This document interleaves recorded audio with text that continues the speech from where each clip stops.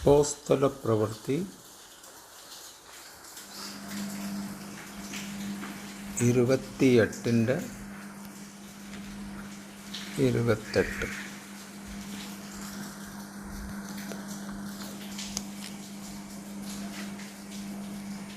ആകയാൽ ദൈവം തന്റെ ഈ രക്ഷ ജാതികൾക്ക് അയച്ചിരിക്കുന്നു, അവർ കേൾക്കുമെന്ന് നിങ്ങൾ അറിഞ്ഞുകൊള്ളു. ദൈവത്തിൻ്റെ ആത്മാവ് ഇന്നത്തെ ദിവസം വ്യക്തമായിട്ടൊരു കാര്യം പറയും.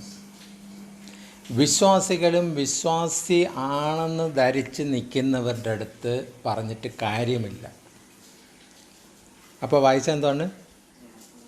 ജാതികളുടെ അടുത്ത് എന്ന് വെച്ചാൽ കർത്താവ് ആരെന്ന് അറിഞ്ഞൂടെ, യേശു ആരെന്ന് അറിഞ്ഞൂടെ, ദൈവം ആരെന്ന് അറിഞ്ഞൂടെ, ഒന്നും ABCD ഒന്നും അറിഞ്ഞൂടെ. ജാതികളെന്ന് പറയുമ്പോൾ ഈ എല്ലാം മനുഷ്യന് തന്നെ ഇഷ്ടപ്പെടാത്ത പ്രവൃത്തികൾ ചെയ്യുന്നവർ. അപ്പോൾ ദൈവത്തിൻ്റെ ഏത് പ്രവൃത്തിയും അവർ ചെയ്യുന്നില്ല, അറിഞ്ഞൂടാ. പക്ഷെ ഇവിടെ പറഞ്ഞത് ജാതികൾ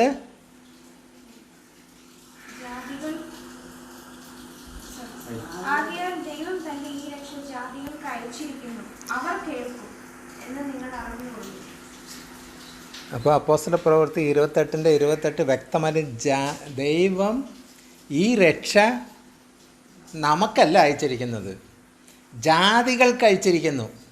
കാരണം എന്തെന്നാ, അവർ കേൾക്കും, നമ്മളിവിടെ കേൾക്കും, ദൂതുകൾ കേൾക്കും, എല്ലാം കഴിയും. പാട്ടൊക്കെ പാടും, എല്ലാം ചെയ്യും.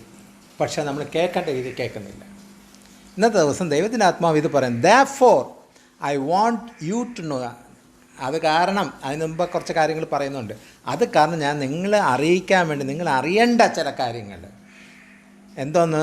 ദാറ്റ് ഗോഡ് സാൽവേഷൻ, ദൈവത്തിൻ്റെ സാൽവേഷൻ എന്താ മലയാളം? രക്ഷ. ദൈവത്തിൻ്റെ രക്ഷ has been send to the gentiles. ആ ദൈവത്തിൻ്റെ രക്ഷ ജാതികളുടെ അടുത്ത് ഞാൻ വിടുന്നു.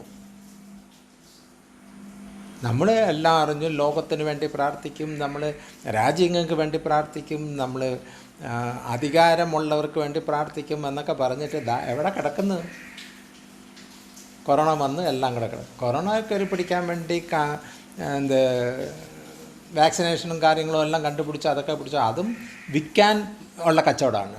അപ്പം മനുഷ്യൻ എന്താണ്? ദൈവത്തിൻ്റെ ആ താഴ്മയെ, ആ താഴ്ന്ന ചിന്തയിലല്ല ചിന്തിക്കുന്നത്. അവരവിടെയും മനുഷ്യൻ ചാവുന്നിപ്പുറത്ത് എന്നിട്ട് വരികയാണ്, അവൻ എത്ര എണ്ണം ചത്ത്, ഒരു ചാവുന്നതിന് എനിക്ക് ഇത്ര രൂപ തരണം. ഈ അവസ്ഥയിലാണ് ജാതികൾ. പക്ഷേ ഈ ജാതികൾക്ക് വേണ്ടി എന്ന് വെച്ചാൽ, ജാതികളെന്ന് പറയുന്ന ഒരു ഭരണാധികാരി ദൈവമാണ് അവർക്ക് ആ സ്ഥാനം കൊടുത്തത്. അപ്പോൾ പ്രാർത്ഥിക്കേണ്ടത് നമ്മൾ പ്രാർത്ഥിക്കുന്നുണ്ട്, എല്ലാം ചെയ്യുന്നു, നമ്മൾ ലോകരാജ്യത്തിന് വേണ്ടി പ്രാർത്ഥിച്ച് എല്ലാം ചെയ്യുന്നു. എന്നിട്ട് എന്തുകൊണ്ട് നമ്മുടെ പ്രാർത്ഥനയൊക്കെ ഓവർകം ചെയ്തുകൊണ്ട് ദുഷ്ടാത്മാവിൻ്റെ പ്രവൃത്തികളൊക്കെ വന്നത്? അല്ലെങ്കിൽ ദൈവം തന്നെ ഈ ഒരു ശാപം ഇങ്ങോട്ട് വിട്ടത് എന്തിന്? അപ്പം നമ്മുടെ പ്രാർത്ഥനയൊക്കെ ശരിയായിരുന്നു. ഇപ്പോൾ ഇവിടെ പറഞ്ഞത് എന്താ? therefore I want you to know that God's salvation, ദൈവത്തിൻ്റെ രക്ഷ ഞാൻ ജാതികളുടെ അടുത്ത് വിടുന്നു. എന്നിട്ട് പറയുന്നത് and they will listen, അവർ കേൾക്കുമെന്ന്. അല്ലാതെ എല്ലാം തകഞ്ഞ് പാസ്റ്റർമാരോ ഓവർസിയറോ ബിഷപ്പുമാരോ അച്ഛന്മാർ ഇവർ കേൾക്കത്തില്ല. ജാതികളുടെ അടുത്ത് ഞാൻ അയക്കുന്നു, അവർ കേൾക്കും. അപ്പോൾ ലജ്ജ ആർക്കാണ് വരേണ്ടത്? എല്ലാം അറിയാമെന്ന് പറയുന്ന നമുക്കാണ്. അപ്പോൾ എന്തുകൊണ്ട് ഇന്നത്തെ ദിവസം ദൈവത്തിൻ്റെ ആത്മാവ് ഇത് നമ്മുടെ അടുത്ത് പറഞ്ഞത്? നമ്മളെ തന്നെ തിരിഞ്ഞ് നമ്മളെ ശോധന ചെയ്യുക. നമ്മൾ ആദ്യം ശരിയായിട്ട് വേണം ബാക്കിയുള്ള കാര്യങ്ങൾ പറയേണ്ടത്. നമ്മൾ ശരിയാവാതെ ഇരുന്ന് തീർന്നാൽ കർത്താവ് ഇന്നത്തെ ദിവസം ഇപ്പോൾ പറഞ്ഞ കണക്ക് ആ രക്ഷ ഞാൻ ജാതികളുടെ അടുത്ത് വിടും. കാരണം അവർ കേൾക്കുമെന്ന്.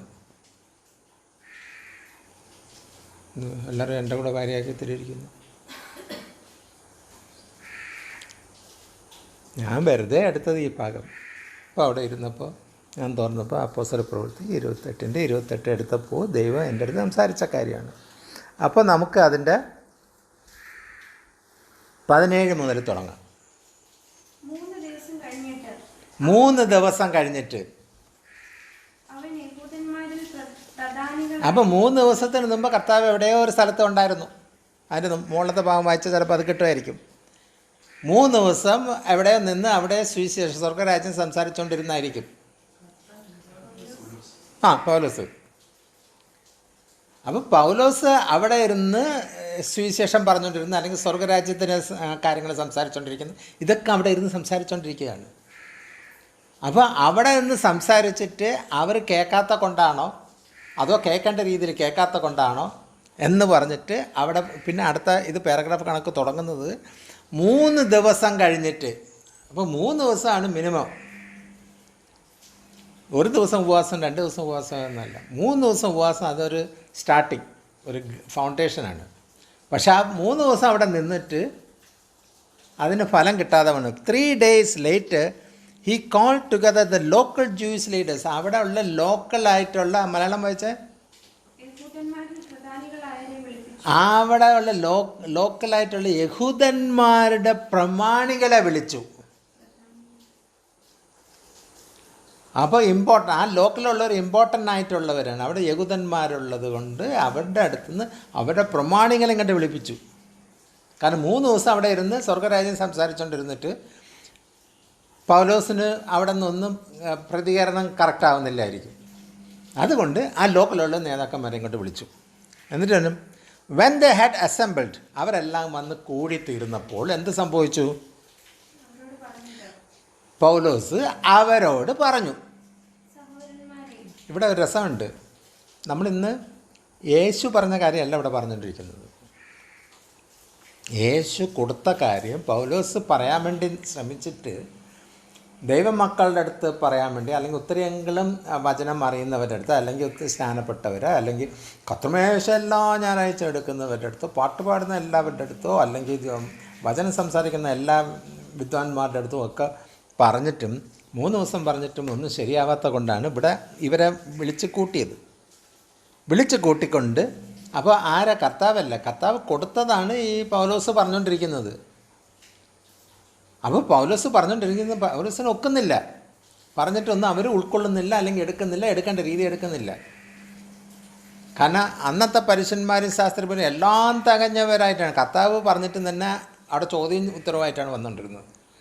അപ്പോൾ ആ അവസ്ഥയിലിരിക്കുന്ന സമയത്ത് ഇന്നും ഇവിടെ പോൾ സെറ്റ് ദം, പോൾ അവരുടെ അടുത്ത് പറഞ്ഞു. എന്തോ പറഞ്ഞു? മൈ ബ്രദേഴ്സ്, സഹോദരന്മാരെ, ഞാൻ ജനത്തിനോ അപ്പോൾ അവിടെയും പൗലോസ് എത്ര താഴ്മയോടുകൂടി അവരുടെ അടുത്ത് പറയുന്നു. പൗലോസിൻ്റെ ഉള്ളിലിരിക്കുന്നു, കർത്താവിൽ നിന്ന് പ്രാപിച്ചത് ഞാൻ ഇവരുടെ അടുത്ത് പറഞ്ഞിട്ട് അവരൊന്നും കേൾക്കുന്നില്ല. അപ്പോൾ അവരെയൊക്കെ പഠിപ്പിച്ച് അവിടെ കൊണ്ട് നിർത്തിയിരിക്കുന്നത് ഈ പറയുന്ന മൂപ്പന്മാരൊക്കെയാണ്. അപ്പോൾ അവരെ വിളിച്ചിട്ട് പറയാണ് പോൾ സെറ്റ് ദം. എന്നിട്ട് അവരെ എത്ര സ്നേഹത്തോട് വിളിക്കുന്നു, സഹോദരന്മാരെ. അപ്പോൾ കർത്താവിൻ്റെ കൂടെ ഇരുന്ന് പഠിച്ചത് കൊണ്ടാണ് ആ സംബോധനയൊക്കെ ചെയ്യാൻ വരുന്നത്.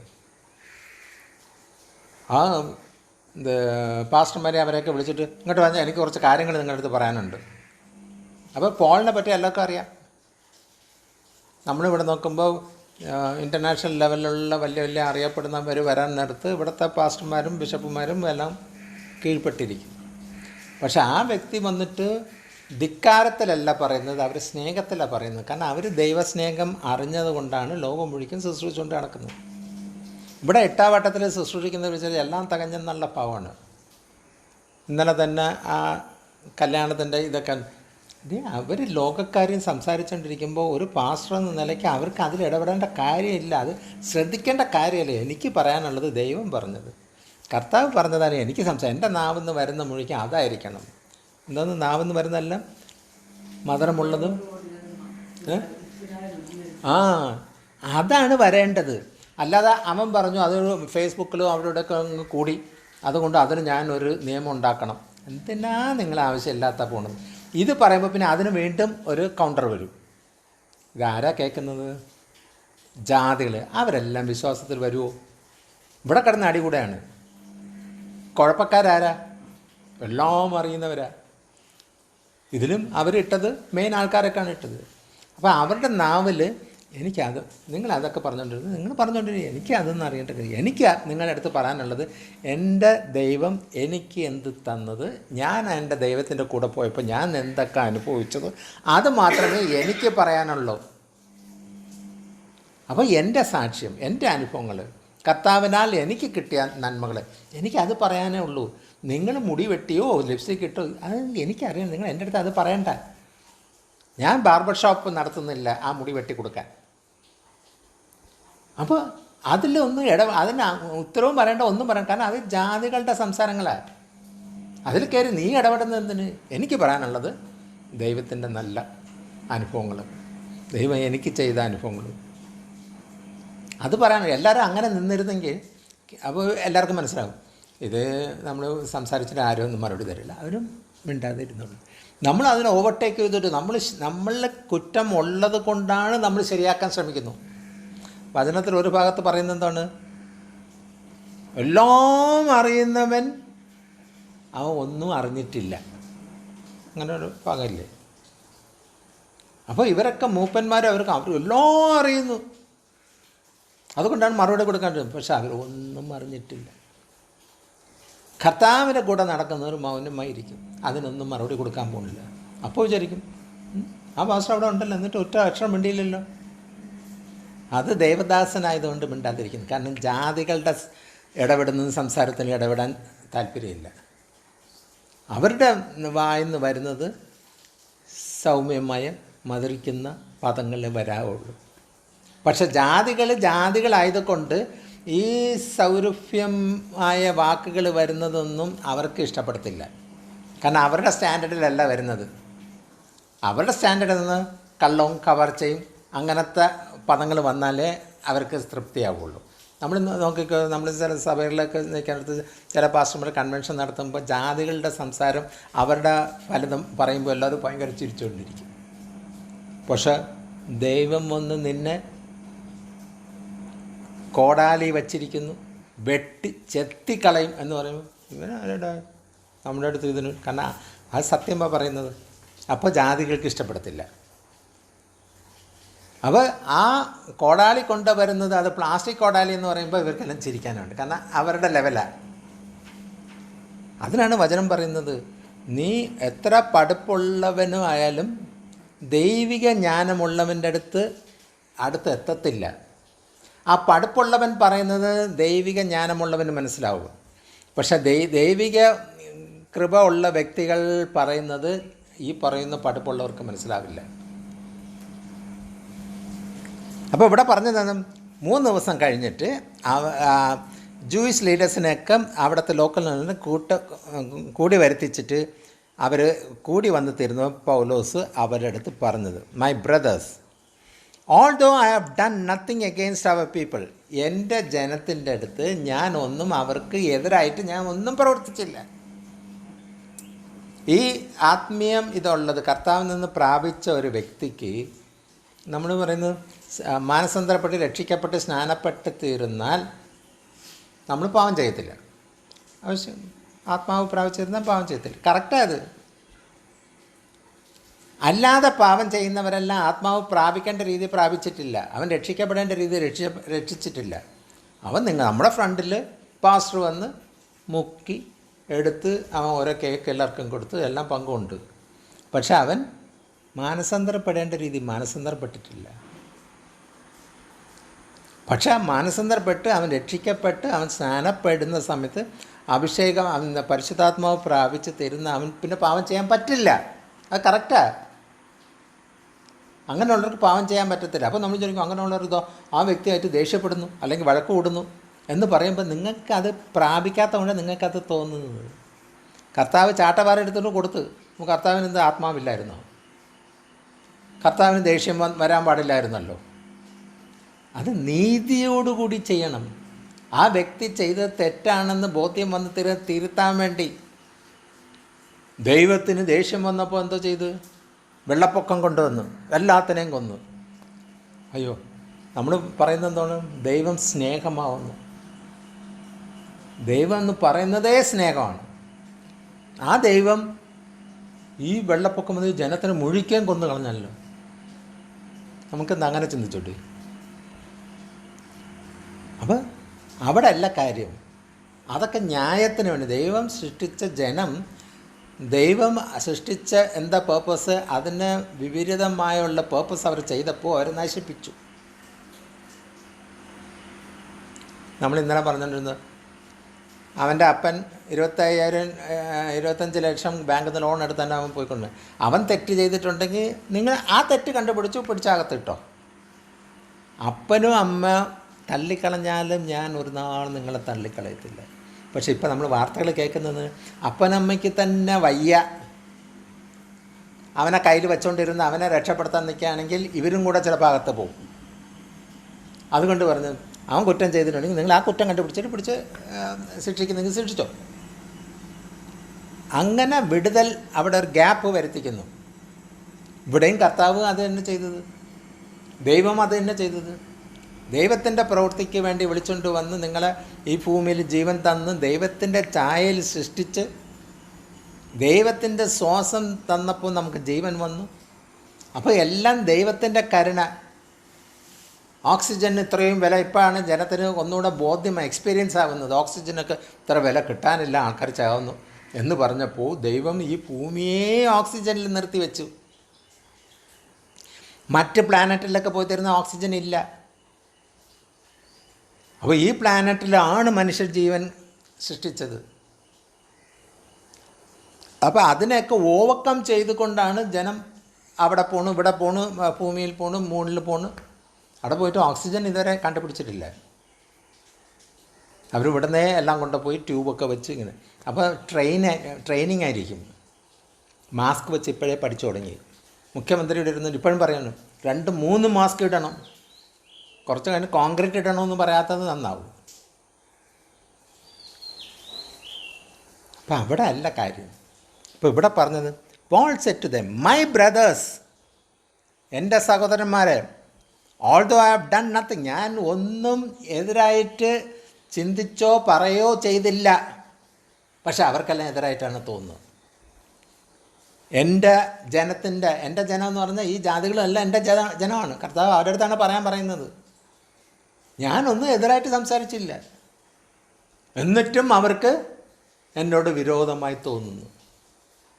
Or against the customs of our ancestors, എൻ്റെ പൂർവികന്മാർ വച്ച നിയമത്തിനും വരെ ഞാൻ എതിരായിട്ട് സംസാരിച്ചില്ല. എനിക്കതൊന്നും സംസാരിക്കാൻ നേരമില്ല. എനിക്ക് സംസാരിക്കാനുള്ളത് എന്താണ്? ഞാൻ യേശുവിൻ്റെ അടുത്ത് നിന്ന് പ്രാപിച്ചത് നിങ്ങളുടെ അടുത്ത് പറയാൻ വേണ്ടിയുള്ളത്. അതേ എനിക്ക് പറയാനുള്ളൂ. ഞാൻ എപ്പോഴും പറയാറുണ്ട്, ഈ പാസ്റ്റർമാർ സംസാരിക്കുമ്പോൾ എക്സാമ്പിളുകൾ പറയുമ്പോൾ അവരുടെ ജീവിതത്തിലെ എക്സാമ്പിൾ പറയുക. അതും ആത്മീയത്തിൽ നീ ഇറങ്ങി തിരിച്ചപ്പോൾ നീ അപ്പോഴുള്ള എക്സാമ്പിൾ.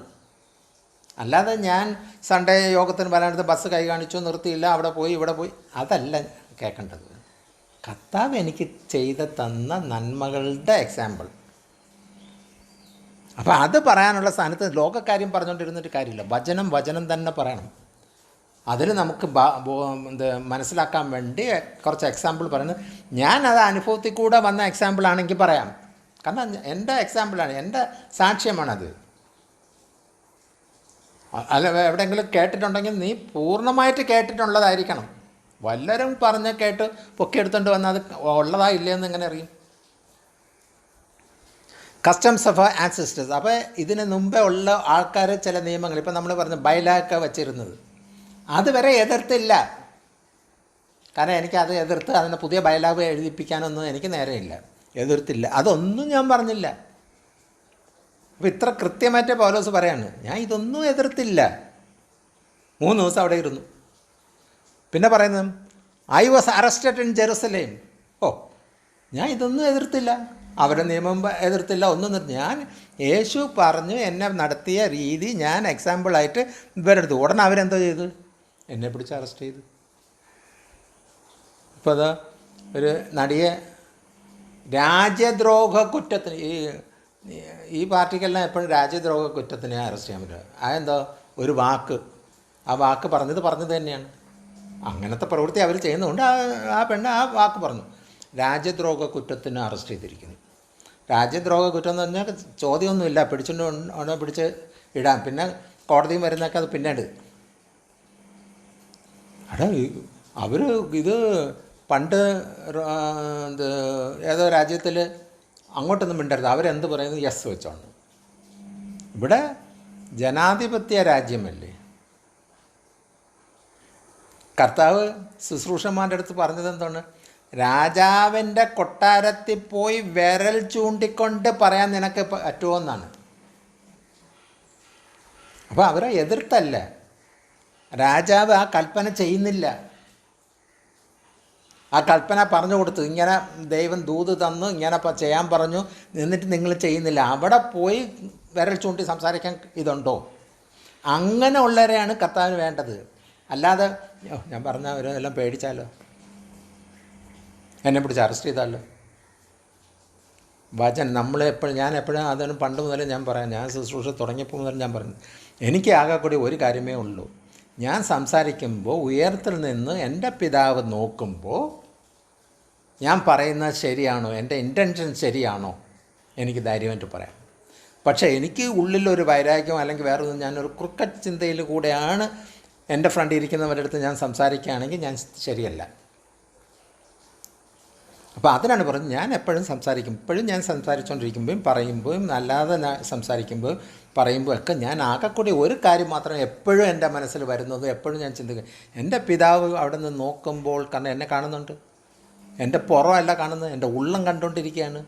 അപ്പോൾ ഞാൻ ആ ഉള്ളത്തിൽ നീതിയോട് സ്ട്രൈറ്റായിട്ടുള്ള കാര്യമാണോ സംസാരിക്കുന്നത്? അപ്പോൾ അത് മാത്രമേ ഞാൻ ചിന്തിച്ചാൽ മതി. അല്ലാതെ നിങ്ങൾക്ക് ഇഷ്ടപ്പെടുന്ന പദം ഉപയോഗിച്ചു, നിങ്ങൾക്ക് ഇഷ്ടപ്പെടുന്ന ബോഡി ലാംഗ്വേജിലൊക്കെ വെച്ചിട്ട് സംസാരിക്കാൻ എനിക്ക് പറ്റില്ല. അതിനാണ് പറഞ്ഞു വിരൽ ചൂണ്ടി രാജാവിൻ്റെ കൊട്ടാരത്തിൽ സംസാരിക്കാൻ കഴിവ് ആ തൻ്റെ ഉള്ളവരെയാണ് എനിക്ക് വേണ്ടത്. അങ്ങനെയുള്ളവരെ സുവിശേഷത്തിന് പറ്റുള്ളൂ. അല്ലാതെ അപ്പാവി പാപത്തമായിട്ടിരിക്കുന്നവരെ ഒന്നും എനിക്ക് വേണ്ട. പത്രോസ് ചെയ്തതെന്താണ്?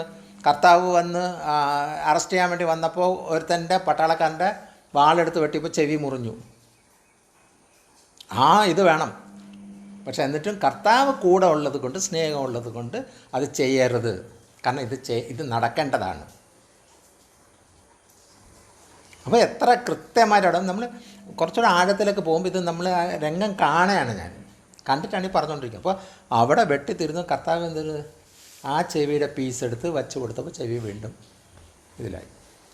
അവൻ രക്ഷിക്കപ്പെട്ടില്ലേ? ആ പട്ടാളക്കാരൻ പത്രോസിനെ ശിക്ഷിച്ചോ? പത്രോസിൻ്റെ സ്നേഹം കൂടുതലായത് കൊണ്ട് കർത്താവിനെ അറസ്റ്റ് ചെയ്യാൻ എന്ന് പറഞ്ഞപ്പോൾ ധിക്കാരമുള്ള തൻ്റെ ഇടമുള്ള പത്രോസ് അത് ചെയ്തു. കർത്താവ് ശിക്ഷിച്ചില്ല. Over to the Romans. I was arrested in ജെറുസലേമിൽ വെച്ച് എന്നെ അറസ്റ്റ് ചെയ്തു. And over to the Romans. Roman പട്ടാളക്കാരുടെ അറസ്റ്റ് ചെയ്തിട്ട് എന്നെ റോമൻ പട്ടാളക്കാർ ഏൽപ്പിച്ചു. ഇവിടുത്തെ ED കണക്കായിരിക്കും. ഏറ്റവും കൂടിയ പോലീസ് ഡിപ്പാർട്ട്മെൻറ്റ് ED അല്ലേ. ലോക്കൽ പോലീസ് പറ്റത്തില്ല, കസ്റ്റംസ് പറ്റത്തില്ല. അവസാനം ED സെൻട്രൽ ഗവൺമെൻറ് ഇതാണ്. ED ഒക്കെ കടന്ന് കളിക്കുന്ന. 18ാമത്തെ വാക്യം മലയാളം വായിച്ച. അവർ വിസ്തരിച്ചു എന്ന് വെച്ചാൽ ചോദ്യം ചെയ്യൽ. അവർ അവരുടെ നിയമം വെച്ചിട്ട് ഇതെല്ലാം വെച്ചിട്ട് ഓരോ ചോദ്യം ചോദിച്ച് മറുപടി കിട്ടിയപ്പോൾ മരണം യോഗ്യമായിട്ടുള്ള ഒന്നും ആ വ്യക്തി ചെയ്തിട്ടില്ല. അപ്പോൾ നോക്കിയപ്പോൾ ആ ലിസ്റ്റ് എല്ലാം അങ്ങനെ ടിക്ക് ചെയ്ത് വന്നപ്പോൾ എല്ലാം കറക്റ്റാണ്. 100 മാർക്ക് കിട്ടി. പിന്നെ ഇവന് എന്ത് ശിക്ഷിക്കാൻ? കാരണം റോമൻ പട്ടാളം ഇതൊന്നും കേട്ടില്ല, ദൂതും കേട്ടില്ല, വചനവും കേട്ടില്ല, ഒന്നും കേട്ടില്ല. അവർ ഇവിടെ ഇരുന്ന് അവിടെ കൊണ്ടുവന്ന് ഏൽപ്പിച്ച് കൊടുത്തപ്പോൾ അവർ നീ എന്താ കുറ്റം ചെയ്ത്? അവർ വന്നവരാണ് പറഞ്ഞത്. ശരി, നീ ഇങ്ങോട്ട് വാ എന്ന് പറഞ്ഞിട്ട് വിളിച്ചു വരുത്തി അവൻ്റെ അടുത്ത് സത്യം ചോദിച്ചപ്പോൾ ആ കുറ്റങ്ങളെല്ലാം കുറിച്ച് വന്നപ്പോൾ അവൻ ഒരു കുറ്റവും ചെയ്തിട്ടില്ല. അപ്പോൾ എന്താ ചെയ്ത്? ആ വ്യക്തിയെ വിട്ടു. Because I was not guilty of any crime deserving death. മരണത്തിന് യോഗ്യമായ ഒരു ക്രൈമും ഞാൻ ചെയ്തിട്ടില്ല. അത് കാരണം അവരെന്നെ വിട്ടു. അവരെന്നെ വിടാൻ വേണ്ടി നിരൂപിച്ചു. 18 ഒന്നുകൂടെ വായിച്ചാൽ.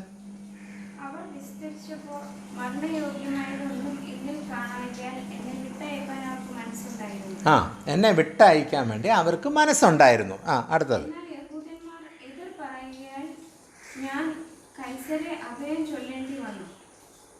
The Jews objected, so was compelled to make an appeal to the Caesar. അപ്പോൾ ആ ജൂതന്മാർ അത് ഒബ്ജക്റ്റ് ചെയ്തു. അവർ ചോദ്യങ്ങൾ ചോദിച്ചപ്പോൾ അയാൾ കുറ്റക്കാരനല്ലെന്നല്ല പറഞ്ഞ് തീർന്ന് വിടാൻ വേണ്ടി നിന്നപ്പോൾ ഈ കൊണ്ടുവന്നവന് വാശി, പറ്റത്തില്ല, ഇയാൾ ഇങ്ങനെ കുറ്റം ചെയ്തു എന്ന് പറഞ്ഞപ്പോൾ അപ്പീലിന് പോയി. സുപ്രീം കോടതിയിൽ പോകേണ്ടി വന്നു. സീസറിൻ്റെ അടുത്ത് പോയി. എൻ്റെ ജാതികളുടെ നേരെ അന്യായം ബോധിപ്പിക്കാൻ എനിക്ക് യാതൊന്നും ഉണ്ടായിട്ടില്ലതാണ്. ഇപ്പോൾ വന്ന് പറയുന്നത് എന്താണ്? എൻ്റെ ജനത്തിൻ്റെ അടുത്ത് കുറ്റം വരുത്തിക്കാൻ വേണ്ടി ഒന്നും ഞാൻ ഒരുങ്ങിയിട്ടില്ല. അങ്ങനെ ഒരു കുറ്റവും കൊണ്ടല്ല ഞാൻ വന്നത്. അതിന് ഞാൻ തുടക്കത്തിൽ ഞാൻ പറഞ്ഞത്. ഇവിടെ പറയുന്നത് ഈ ജാതികളുടെ പ്രവൃത്തി ആയതുകൊണ്ട് എല്ലാം അവരുടെ ഫ്രണ്ടിൽ കാണുന്നതെല്ലാം അങ്ങനെ ആയിരിക്കണം. അവർ പ്രവർത്തിക്കുന്നത് അങ്ങനെയാണെങ്കിൽ എനിക്ക് ഇഷ്ടപ്പെടും. അവർ പക്ഷേ ആത്മീയ ഇതിൽ താഴ്മ ധരിച്ച് അതൊക്കെ പറയുമ്പോൾ മറ്റവർ പറയും, അയ്യോ അത് പാവമാണ്, കുഴപ്പമൊന്നുമില്ല, അത് വിട്ടേരെന്ന് പറഞ്ഞു. എനിക്ക് പിടിക്കത്തില്ല. കാരണം എൻ്റെ രീതിയിൽ വരുന്നില്ലല്ലോ അവൻ. ഞാൻ നരകത്തിൽ പോകാൻ പ്ലാൻ ഇട്ടുകൊണ്ടിരിക്കുകയാണ്. എനിക്ക് അവനെയും കൂടെ കൊണ്ടുപോകണം. അതാണ് പിശാചിൻ്റെ തന്ത്രങ്ങൾ. ഇത് നമ്മളറിയുന്നില്ല. നമ്മൾ എല്ലാത്തിനും കയറി തർക്കിക്കും. എല്ലാം അറിയുന്നവൻ്റെ അടുത്താണ് പറഞ്ഞത്. എല്ലാം അറിയാമെന്ന് ഒരുത്തൻ തോന്നിയാൽ അവനൊന്നും അറിയുന്നില്ല, ഒന്നും അറിഞ്ഞിട്ടില്ല.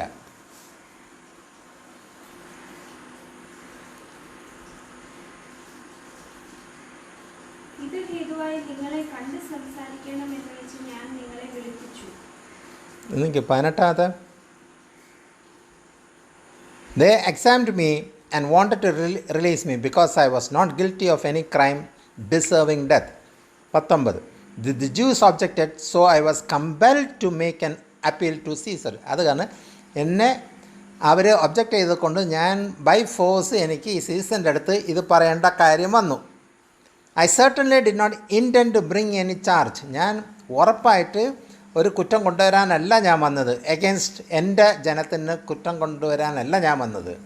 Four this reason I have asked to see you and talk with you. ഈ ഒറ്റ ഒരു കാര്യം കൊണ്ടാണ് ഞാൻ ഈ സീസണിൻ്റെ അടുത്ത് കാണാനും സംസാരിക്കാൻ ഞാൻ അനുവാദം ചോദിച്ചത്. It is because of the hope of Israel. കാരണം ഇസ്രായേലിനുള്ള ആ മലയാളം വായിച്ചാൽ ഇത് ഹേതുവായി നിങ്ങളെ കണ്ട് സംസാരിക്കണമെന്ന് വെച്ച് ഞാൻ നിങ്ങളെ വിളിപ്പിച്ചു. ഇസ്രായേലിന്റെ പ്രത്യാശ നിമിത്തമാകുന്നു ഞാൻ ഈ ചാങ്ങല് ചുമക്കുന്നത്. ഇസ്രായേലിനെ രക്ഷപ്പെടുത്തുന്ന അവരുടെ ആഗ്രഹം ഈ വ്യക്തിയെ കൊണ്ട് ഇസ്രായേലിനെ രക്ഷപ്പെടുത്തും എന്ന് ഉറപ്പുള്ളത് കൊണ്ട് മാത്രമാണ് ഞാൻ ഈ സഹോദരന്മാരെ വിളിച്ചത്. That I M bound with this chain. അത് കാരണമാണ് ഇത് മുഴുക്കി എൻ്റെ തോളിൽ വന്ന് എന്നെ മരണത്തിന് കൊടുക്കാൻ പോണു, എന്നെ മരണത്തിന് കൊല്ലാൻ പോണു, ഓരോ ശിക്ഷ ഉണ്ട്. ഞാൻ ഇസ്രായേലിക്ക് വേണ്ടി സപ്പോർട്ട് ചെയ്ത് സംസാരിച്ചത് കൊണ്ടാണ്. അപ്പോൾ അവർ പ്രാർത്ഥിച്ചുകൊണ്ടിരിക്കുന്നത് പൗലോസ് പോയി തരുന്ന കാര്യങ്ങളിൽ നിന്ന്. പക്ഷെ അവർക്ക് വേണ്ടി പ്രവർത്തിച്ചപ്പോൾ അത് ശിക്ഷാവിധിക്കാവാൻ പോണു. It is because of the hope of Israel that I am bound with this chain. ഇസ്രായേലിനെ സപ്പോർട്ട് ചെയ്തപ്പോൾ എനിക്ക് ഈ ചങ്ങല കൊണ്ട് കെട്ടപ്പെട്ട അവസ്ഥയിലായി. 21. അവർ അവനോട്, നിന്റെ സംഗതിക്ക് യഹൂദിയിൽ നിന്ന് ഞങ്ങൾക്ക് എഴുത്ത് വരികയോ സഹോദരന്മാരിൽ ആരും വന്ന് നിന്നെ കൊണ്ട് യാതൊരു ദോഷവും പറയുകയോ ചെയ്തിട്ടില്ല. അപ്പോൾ ഇവിടെ രസമുണ്ട്. നിങ്ങളുടെ സ്ഥലത്തുനിന്ന് ഒരു എഴുത്ത് ഞങ്ങൾക്ക് വന്നിട്ടില്ല. ഈ ഓഫീസിൽ നിന്നെപ്പറ്റി തിന്മയായിട്ടുള്ള കാര്യങ്ങൾ ആരും പറഞ്ഞു കേട്ടിട്ടുമില്ല.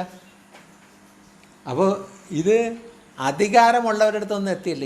ഇതിൻ്റെ ഇടയിലാണ് ഇവിടെ കിടന്ന് കളിക്കുന്നത്. ഏറ്റവും ടോപ്പിലുള്ള ഒരു നീതി ചെയ്യേണ്ടവൻ ഇത് കേട്ടുമില്ല, ലെറ്ററും കിട്ടിയില്ല, ഒന്നും കിട്ടിയില്ല. പിന്നെ അവരെങ്ങനെ ഒരു ഡിസിഷൻ എടുക്കും? They replied, I have not received any letter. അവർ മറുപടി കൊടുത്തത്, ഞങ്ങൾക്ക് ഒരു എഴുത്തും കിട്ടിയിട്ടില്ല ഫ്രം ജൂഡിയ കൺസേണിങ്, നിന്നെക്കുറിച്ചുള്ള ഒരു എഴുത്തും ഞങ്ങൾക്ക് കിട്ടിയിട്ടില്ല. And none of a people, ഞങ്ങളുടെ കൂട്ടത്തിലുള്ള ജനമോ who have come from there, നിങ്ങളുടെ അവിടെ നിന്ന് വന്നത്, as reported or said anything bad about, അവർ വന്ന് ഒരു റിപ്പോർട്ടും തന്നിട്ടില്ല. നിന്നെപ്പറ്റി തെറ്റായ മറുപടി ഇത് കാര്യങ്ങളൊന്നും ഞങ്ങളുടെ അടുത്ത് പറഞ്ഞിട്ടില്ല. പക്ഷേ 22, but we want to hear what your views. പക്ഷേ നിൻ്റെ വ്യൂ എന്താണെന്ന് ഞങ്ങൾക്ക് കേൾക്കണം. കാരണം ഞങ്ങൾക്കറിയാം, for we know that people everywhere are talking against this sect. പക്ഷെ ഞങ്ങൾക്കറിയാം പല സ്ഥലത്തും പലരും നിന്നെപ്പറ്റി എതിരായിട്ട് സംസാരിച്ചു കൊണ്ടിരിക്കുന്നു. അപ്പോൾ ഇവരെ ലെറ്റർ വന്നില്ല, അങ്ങനെ ഒന്നും ഒരു കുറ്റമായിട്ട് ഞങ്ങളുടെ അടുത്ത് നേരിട്ട് ഒന്നും വന്നിട്ടില്ല. പക്ഷെ ഞങ്ങൾ അറിയുന്നുണ്ട്. അപ്പോൾ ആ അറിയുന്ന അങ്ങനെയൊക്കെ വരുന്നതിനേക്കാളും നീ നിൻ്റെ നാവിൽ നിന്ന് നിൻ്റെ ഇൻറ്റൻഷൻ എന്താണെന്ന് പറ. അപ്പോൾ പൗലോസിൻ്റെ അടുത്ത് നേരിട്ട് അധികാരമുള്ളവർ ചോദിക്കുകയാണ്, നീ ഇൻറ്റൻഷൻ നീ എന്താ എന്ന് പറയാൻ വേണ്ടി പറഞ്ഞപ്പോൾ ഒരു അവസരം കിട്ടിയില്ലേ സുവിശേഷം പറയുന്നു. അവൻ്റെ ഇൻറ്റൻഷൻ പറയാൻ വേണ്ടിയാണ് പറയുന്നത്.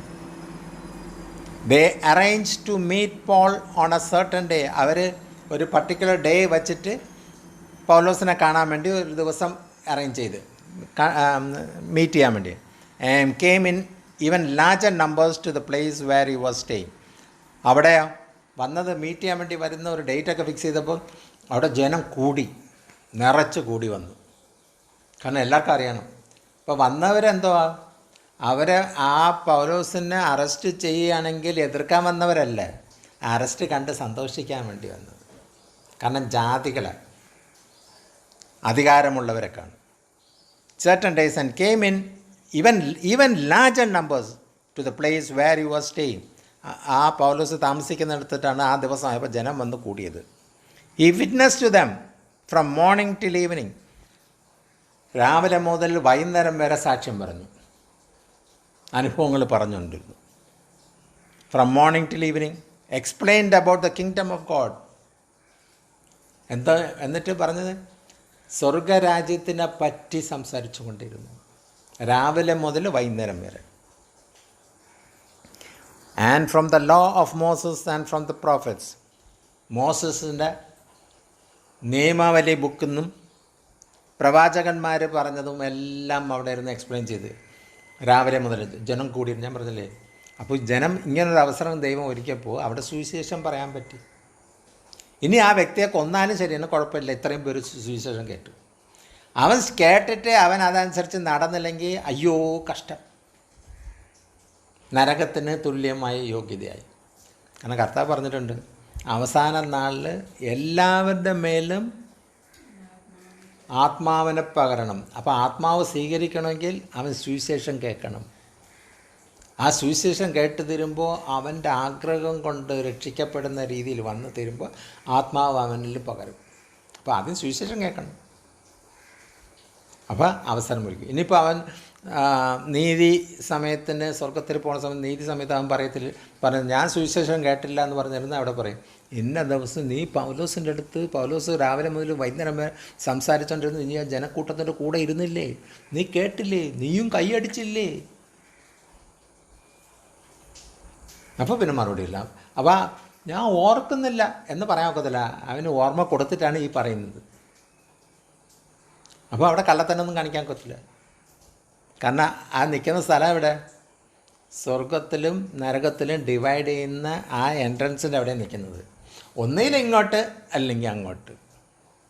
ആ പുസ്തകം തുറന്ന് നോക്കുമ്പോൾ അതിൽ പേരുണ്ടോ എന്ന് നോക്കും. Place where you are staying. He witnessed to them from morning till evening, explaining about the kingdom of God, and from the law of Moses and from the prophets. He tried to persuade them about Jesus. ആ മലയാളം എന്താണ്? അവൻ പറഞ്ഞത് ചിലർ വിശ്വസിച്ചു, ചിലർ വിശ്വസിച്ചില്ല. ഇല്ലല്ല, 23 അവസാനത്തെ വാക്ക്. ഒരു ദിവസം നിശ്ചയിച്ച് പലരും അവന്റെ പാർപ്പിടത്തിൽ അവന്റെ അടുക്കൽ വന്നു. അവരോട് അവൻ ദൈവരാജ്യത്തിന് സാക്ഷ്യം പറഞ്ഞു മോശയുടെ ന്യായപ്രമാണത്തിലും പ്രവാചക പുസ്തകങ്ങളിലും ആധാരമാക്കി യേശുവിനെ കുറിച്ച് അവർക്ക് ബോധം വരുമാറി. യേശുവിനെ കുറിച്ച് ബോധമില്ലാത്തവരാ വന്ന് നിന്നത്. ബോധം വരത്തക്ക വിധത്തിൽ യേശുവിനെ പറ്റി നിൻ്റെ ഉള്ളിൽ കയറ്റി നീ ഇപ്പോഴെങ്കിലും മനസ്സിലാക്ക്. അപ്പം നമ്മളിത് പറയുന്നത് കഥയല്ല ഞാൻ ഇവിടെ പറഞ്ഞുകൊണ്ടിരിക്കുന്നത്. നമ്മൾ ആ കൂട്ടത്തിൽ വന്ന് നിൽക്കുന്നു, ജനം രാവിലെ വന്ന് കൂടി നിൽക്കുന്ന കൂട്ടത്തിലാണ് നമ്മളെല്ലാവരും വന്നിരിക്കുന്നത്. അവിടെ ഇരുന്ന് പൗലോസ് ഇത് പറയുന്നത് ബോധം വരുത്തിക്കാൻ വേണ്ടി. നീ ബോധമില്ലാതെ രാവിലെ എണീറ്റ് ബ്രേക്ക്ഫാസ്റ്റും കഴിച്ച് വന്നു ഇങ്ങനെ ഇരിക്കുന്നുണ്ട്, നിനക്ക് ബോധം വല്ലതും കേൾക്കുന്നുണ്ട്, അറിയുന്നുണ്ട് ഈ പറയുന്നൊക്കെ? ദൈവത്തിൻ്റെ ആത്മാവ് ഇന്ന് നമ്മുടെ അടുത്തും ചോദിക്കുന്നുണ്ട്. ഈ പറഞ്ഞുകൊണ്ട് വരാനടുത്ത് ഇതൊന്നും ഞാൻ പഠിച്ച ഭാഗ്യത്തിന് നിങ്ങൾക്കറിയാൻ ഞാൻ വായിക്കുന്നുണ്ടോ ഇല്ലയോ എന്ന്. വെളിയിൽ വല്ല ഇത് സംസാരിക്കുമ്പോൾ അവർ വിചാരിക്കുന്നത് വചനത്തിൻ്റെ പാണ്ഡിത്യമുള്ളവനോ എല്ലാം പഠിച്ച് റെഫറൻസൊക്കെ ചെയ്ത് എടുത്തിട്ട് വന്നിട്ടാണ് പ്രസംഗിക്കുന്നത്. ആ ദൈവം നിങ്ങളെ ഒന്നുകൂടെ എന്ന് വെച്ചാൽ നമ്മളെ ഒന്നുകൂടെ മറ്റവരെക്കാളും അധികമായിട്ട് സ്നേഹിക്കുന്ന കൊണ്ട് നമ്മളെടുത്ത് വ്യക്തമാക്കി തരാണ്. ഇത് അങ്ങനെ പഠിച്ചും കുറിച്ചും വെച്ചിട്ട് വരുന്ന പ്രസംഗമല്ല, ഇത് ആത്മാവിനാൽ തരുന്ന കാര്യമാണ്. അത് ഞാൻ തന്നെ കൊടുക്കുന്നത്. പൗലോസിന് കൊടുത്ത കണക്ക് കർത്താവ് എനിക്കും തരുന്നതുകൊണ്ട് ഞാൻ ഇതൊന്നും വായിച്ചിട്ടില്ല, ഈ ഭാഗം ഒന്നും വായിച്ചിട്ടില്ല, എനിക്ക് അറിഞ്ഞുകൊണ്ട് ഇത് എക്സ്പ്ലെയിൻ ചെയ്തിട്ട് വരുമ്പോഴാണ് ഞാനും വിചാരിക്കും ഇങ്ങനെ കഥ ഉണ്ടാകില്ല. അപ്പോൾ അത് പറയുന്നത് നമ്മുടെ അടുത്ത് സ്നേഹമുള്ളത് കൊണ്ടാണ് ഇത് പറഞ്ഞു തരുന്നത്. നിങ്ങൾ അവരെ കണക്കാകരുത്. അല്ലാതെ പിന്നെ ഞായറാഴ്ച ദിവസം ഇങ്ങനെ ഒരു ഭാഗം എടുത്ത് തരേണ്ട കാര്യം എന്താ? നമ്മൾ അവരെ പോലെ ആവരുത്. ഇങ്ങനെ മനസ്സിലായിട്ട് അത് ഗ്രഹിക്ക്. ബോധമില്ലാത്തവരുടെ അടുത്ത് പറയാണ്, ബോധം കൊടുത്തിട്ട് പറയാണ് ഇത് കേക്ക്. He try to persuade them about Jesus. He ട്രൈഡാണ്, ശ്രമിച്ചു. നിങ്ങൾ ബോധമില്ലാത്തവരുടെ മനസ്സിൽ ഇത് കയറ്റി വയ്ക്കാൻ വേണ്ടി. And then some were convinced. എന്നിട്ടും ഇത്രയും ഒക്കെ പറഞ്ഞ് രാവിലെ മുതൽ വൈകുന്നേരം വരെ പ്രസംഗിച്ചിട്ടും സുവിശേഷം പറഞ്ഞും എല്ലാം കഴിഞ്ഞിട്ടും അതിൽ ചിലവർക്ക് മാത്രം അത് ശരിയാണ്, ചിലവർക്ക് അങ്ങോട്ടുമില്ല ഇങ്ങോട്ടുമില്ല, ചിലർക്ക് അക്സെപ്റ്റബിളും അല്ല. Some were convinced by what is said. ചിലർക്ക് ആ പറഞ്ഞതിൽ ഒത്തിരി ബോധ്യമായി. ആ മലയാളം വായിച്ചേ. അവൻ പറഞ്ഞത് ചിലർ വിശ്വസിച്ചു, ചിലർ വിശ്വസിച്ചില്ല. അവർ പറഞ്ഞത് ചിലത് വിശ്വസിച്ചു. മലയാളത്തിൽ വിശ്വസിച്ച് അതിന് വെയിറ്റ് കുറവാണ്. കൺവിൻസ്ഡ് എന്ന് പറഞ്ഞ് അവൻ ഗ്രഹിച്ച് മനസ്സിലാക്കി എന്നുള്ളത് വരും. By what is said but others could not believe. പക്ഷെ ചിലവർ അത് വിശ്വസിക്കാൻ പറ്റുന്നില്ല.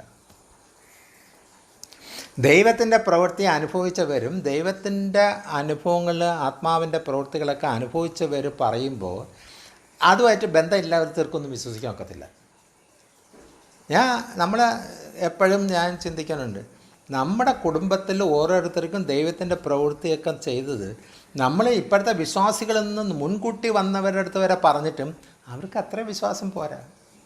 അവർ വിചാരിക്കുന്നത് എന്താ, അവരൊക്കെ എണീറ്റ് നിന്ന് സാക്ഷ്യം പറയുന്നതാണ്, കയ്യിൽ നിന്നും കൂടെ ഇട്ട് വചനം കൂടെ ഇട്ട് ഒക്കെ സാക്ഷ്യം പറയുന്നതാണൊക്കെ നമ്മൾ പറയുന്നില്ല. പക്ഷെ നമുക്ക് ഇങ്ങനെയൊക്കെ നടക്കുന്നത് അവർക്ക് വിശ്വസിക്കാൻ ഒക്കത്തില്ല. പിന്നെ നമ്മുടെ മുഖത്ത് നോക്കി പറയാൻ മടിച്ചതുകൊണ്ട് അവർ അയ്യോ ദൈവം ഇതൊക്കെ ചെയ്തോ. അങ്ങനെ ചെയ്തിരുന്നെങ്കിൽ അവർ എപ്പോഴേ നമ്മുടെ അടുത്ത് ബലാത്കാരമായിട്ട് വന്നിട്ട് പറയുമായിരുന്നു, നിങ്ങളൊരു കാര്യം ചെയ്ത് ഞങ്ങൾക്കും വേണ്ടി പ്രാർത്ഥിക്കുക, ഇതേ കണക്ക് ഞങ്ങളുടെ ജീവിതത്തിലും ചെയ്യും. എന്താ അനക്കമില്ലാത്ത അവരെ ഇതിൽ ക്രെഡിറ്റ്.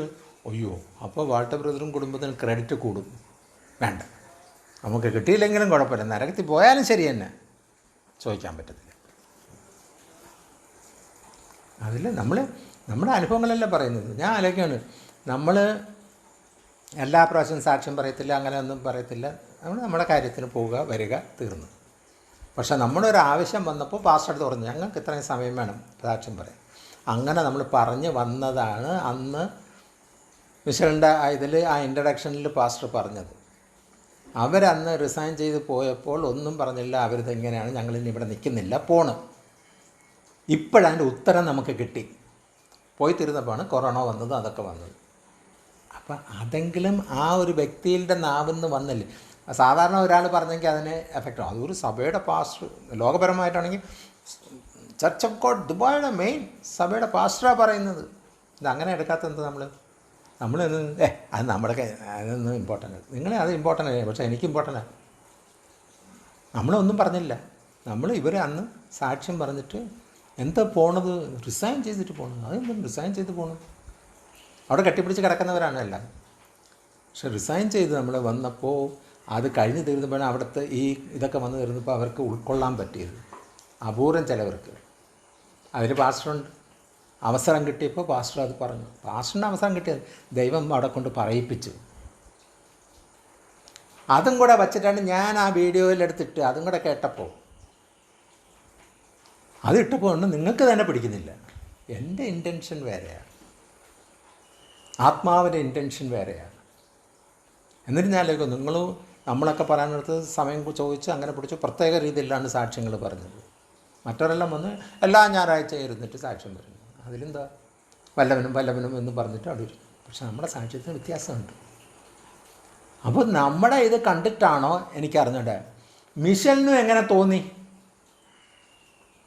മിഷലിനും സാക്ഷ്യം പറയാൻ വേണ്ടി ഉടനെ അവിടെ തോന്നി. പാസ്റ്ററിനടുത്ത് നേരത്തെ കുട്ടി പറഞ്ഞു എനിക്കിങ്ങനെ സമയം വേണം. ആ മിഷൻ സഭയിൽ ഇരുന്ന് സാക്ഷ്യം പറയാണ്ട് ആദ്യം തുടങ്ങിയത് എങ്ങനെയാണ്? എനിക്ക് ആദ്യം ഒരു പാട്ട് പാടണം, എന്നിട്ടൊരു പാട്ടും പാടിയിട്ട് എത്ര കൃത്യമായിട്ട് ആ സാക്ഷ്യം വരിവരിയായിട്ട് പറഞ്ഞു. അതും കേട്ടപ്പോൾ മക്കളുള്ളവർക്കെല്ലാം അത് യെസ് വയ്ക്കാൻ ഒക്കത്തില്ല, എല്ലാം വിശ്വസിക്കാൻ ഒക്കത്തില്ല. പക്ഷെ നമുക്കറിയാം നമ്മുടെ കർത്താവ് എന്തൊക്കെ നമുക്ക് ചെയ്തുകൊണ്ടിരിക്കുന്നു, ഇന്നും ചെയ്തുകൊണ്ടിരിക്കുന്നു. അതിൻ്റെ ഇവിടെ പറഞ്ഞതെന്താ? They disagreed among themselves. അവരുടെ ഇടയിൽ തന്നെ അങ്ങോട്ടും ഇങ്ങോട്ടും പരസ്പരം തർക്കിച്ചുകൊണ്ടിരുന്ന് ഏക്കുന്നില്ലായിരുന്നു. And began to leave after Paul had made the final statement. Paul final statement പറഞ്ഞതിന് ശേഷം അവരെല്ലാം അവിടെ നിന്ന് പിരിയാൻ തുടങ്ങി. ആരും അവിടെ നിൽക്കാൻ താല്പര്യപ്പെട്ടില്ല, കാരണം അവർക്ക് ഇഷ്ടപ്പെടുന്നില്ല. അതാണ് സത്യം പറഞ്ഞാൽ വിരോധമായി എണ്ണും. ഗലാത്യർ 1:10. സത്യം പറഞ്ഞാൽ ആർക്കും ഇഷ്ടപ്പെടത്തില്ല. അപ്പം ആ സത്യം അതാണ് എവിടെയും. നമ്മളൊരു സത്യം പറയുമ്പോൾ ഇങ്ങോട്ട് തർക്കിക്കാൻ വരും. ഇവിടെയായാലും എവിടെയായാലും. നമ്മൾ വെളിയിലും പോയി നമ്മളൊരു സത്യം പറയുമ്പോൾ അവർ തർക്കിച്ചുകൊണ്ടിരിക്കും. They disagreed among themselves and began to leave after Paul had made his final statement. Paul final statement ചെയ്ത് തീരുന്ന ഉടനെ ആശീർവാദം പറയുമ്പോൾ തന്നെ ആൾക്കാർ സ്ഥലം വിടാൻ തുടങ്ങി. എന്ന് വെച്ചാൽ അത് അക്സെപ്റ്റബിൾ അല്ല. Paul had made this final statement. The Holy Spirit spoke the truth to your ancestors when he said. ആ ഭാഗം വായിച്ച പൗലോസ് അവരോട് ഒരു വാക്ക് പറഞ്ഞതെന്തെന്നാൽ നിങ്ങൾ ചെവി കൊണ്ട് കേട്ടിട്ടും ഗ്രഹിക്കാതിരിക്കും. എത്രാമത്തെ വാക്യം? 25 വായി. അവർ തമ്മിൽ യോജിക്കാതെ പിരിഞ്ഞു പോകുമ്പോൾ പൗലോസ് അവരോട് ഒരു വാക്ക് പറഞ്ഞതെന്തെന്നാൽ നിങ്ങൾ ചെവി കൊണ്ട് കേട്ടിട്ടും ഗ്രഹിക്കാതിരിക്കും, കണ്ണുകൊണ്ട് കണ്ടിട്ടും കാണാൻ. അങ്ങനെയല്ല. ഇവിടെ ഇംഗ്ലീഷിൽ പറയും the holy spirit spoke the truth. പരിശുദ്ധാത്മാവ് സത്യം സംസാരിച്ചു. അവിടെ ഇമ്പോർട്ടൻ്റ് കിടക്കുന്നു. 26 ഇവിടെ ഇരിക്കുന്നത് the holy spirit spoke the truth to your ancestors. പരിശുദ്ധാത്മാവ് നിങ്ങളുടെ പൂർവികന്മാരുടെ അടുത്ത് പറഞ്ഞിട്ടുണ്ടായിരുന്നു. When he said through Isaiah പ്രവാചകൻ മുഖേന പറഞ്ഞപ്പോൾ ആ പരിശുദ്ധാത്മാവ് അന്ന് പറഞ്ഞു. 26 go to this people and say. ഈ ജനത്തിൻ്റെ അടുത്ത് ചെന്ന് പറയാൻ പറഞ്ഞു. അന്ന് പറഞ്ഞ കാര്യം. You will be ever hearing but never understand. നിങ്ങൾ ആ 26 വായിച്ച നിങ്ങൾ ചെവി കൊണ്ട് കേൾക്കുന്നുണ്ടോ? കേൾക്കുന്നു. ഒരു സ്തോത്രം പറയും. ഇപ്പോൾ പറഞ്ഞത് എന്താണ്? ചെവി കൊണ്ട് കേട്ടിട്ടും ഗ്രഹിക്കുന്നില്ല. അപ്പോൾ അതാ അവിടെ പ്രശ്നം. ചെവിയുണ്ട്. കർത്താവ് ചെവി തന്നത് ചെവിയിൽ കൂടെ കേട്ടിട്ട് നമ്മുടെ മനസ്സിൽ വന്നിട്ട് അത് ഗ്രഹിക്കണം. ഇത് ഇവിടെ വ്യക്തമായിട്ട് പറയണം. ഇതൊക്കെ എത്ര വർഷത്തിന് മുമ്പ് എഴുതി വെച്ചാണ്. ഇപ്പോഴും നമ്മൾ കേൾക്കുന്നുണ്ട്, പക്ഷെ ഗ്രഹിക്കുന്നില്ല. അതാണ് ഞാൻ എപ്പോഴും പറയും, ഇതിൻ്റെ ആഴം മനസ്സിലാക്കണം. പരിശുദ്ധാത്മാവ് ഉണ്ടെങ്കിൽ ആഴം പോകും. അത് വ്യക്തമായിട്ട് അത് ഊഹിക്കുന്നത്. ഞാൻ പറയുന്ന ചില പദങ്ങളും കാര്യങ്ങളും നമുക്കറിയാവുന്ന അല്ലെങ്കിൽ എനിക്കറിയാവുന്ന പദങ്ങളാണ് ഉപയോഗിക്കുന്നത്. പക്ഷെ പരിശുദ്ധാത്മാവുള്ള വ്യക്തിക്ക് അതിൻ്റെ ആഴം എത്രയാണെന്ന് അവർക്കത് മനസ്സിലാക്കി കൊടുക്കും.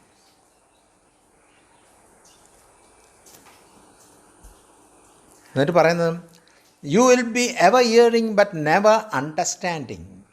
U will be ever seeing but never perceiving. അതെന്താണ്? കാണുന്നുണ്ട്. നിങ്ങളെ കണ്ണുകൊണ്ട് കാണുന്നുണ്ട്. അത്ഭുതവും മലയാളവും ഒക്കെ നിങ്ങളുടെ കണ്ണുകൊണ്ട് കാണുന്നു. പക്ഷെ നിങ്ങളെ കാണുന്നില്ല. നിങ്ങൾക്ക് കാണാൻ താല്പര്യമില്ല. കണ്ടാലത് അക്സെപ്റ്റബിൾ അല്ല. കാരണം കണ്ട് അക്സെപ്റ്റബിൾ ആണെങ്കിൽ പലയിടത്തും പറയുമല്ലോ. എവിടെ പോയിരുന്നു? ഞാൻ അവിടെ ഒരു പ്രാർത്ഥന ഉണ്ടായിരുന്നു, അവിടെ പോയി. അവിടെ ഒരു വിടുതൽ നടന്നു, മിണ്ടത്തില്ല. കണ്ണുകൊണ്ട് കണ്ടതാണ്, മിണ്ടത്തില്ല. അവിടെ പറഞ്ഞ കാര്യങ്ങൾ ചെവി കൊണ്ട് കേട്ട് ഞാൻ ഇതുവരെ ചിന്തിക്കാത്ത ഒരു കാര്യമാണ് ഇന്ന് സംസാരിച്ചത്, അതും പറഞ്ഞില്ല.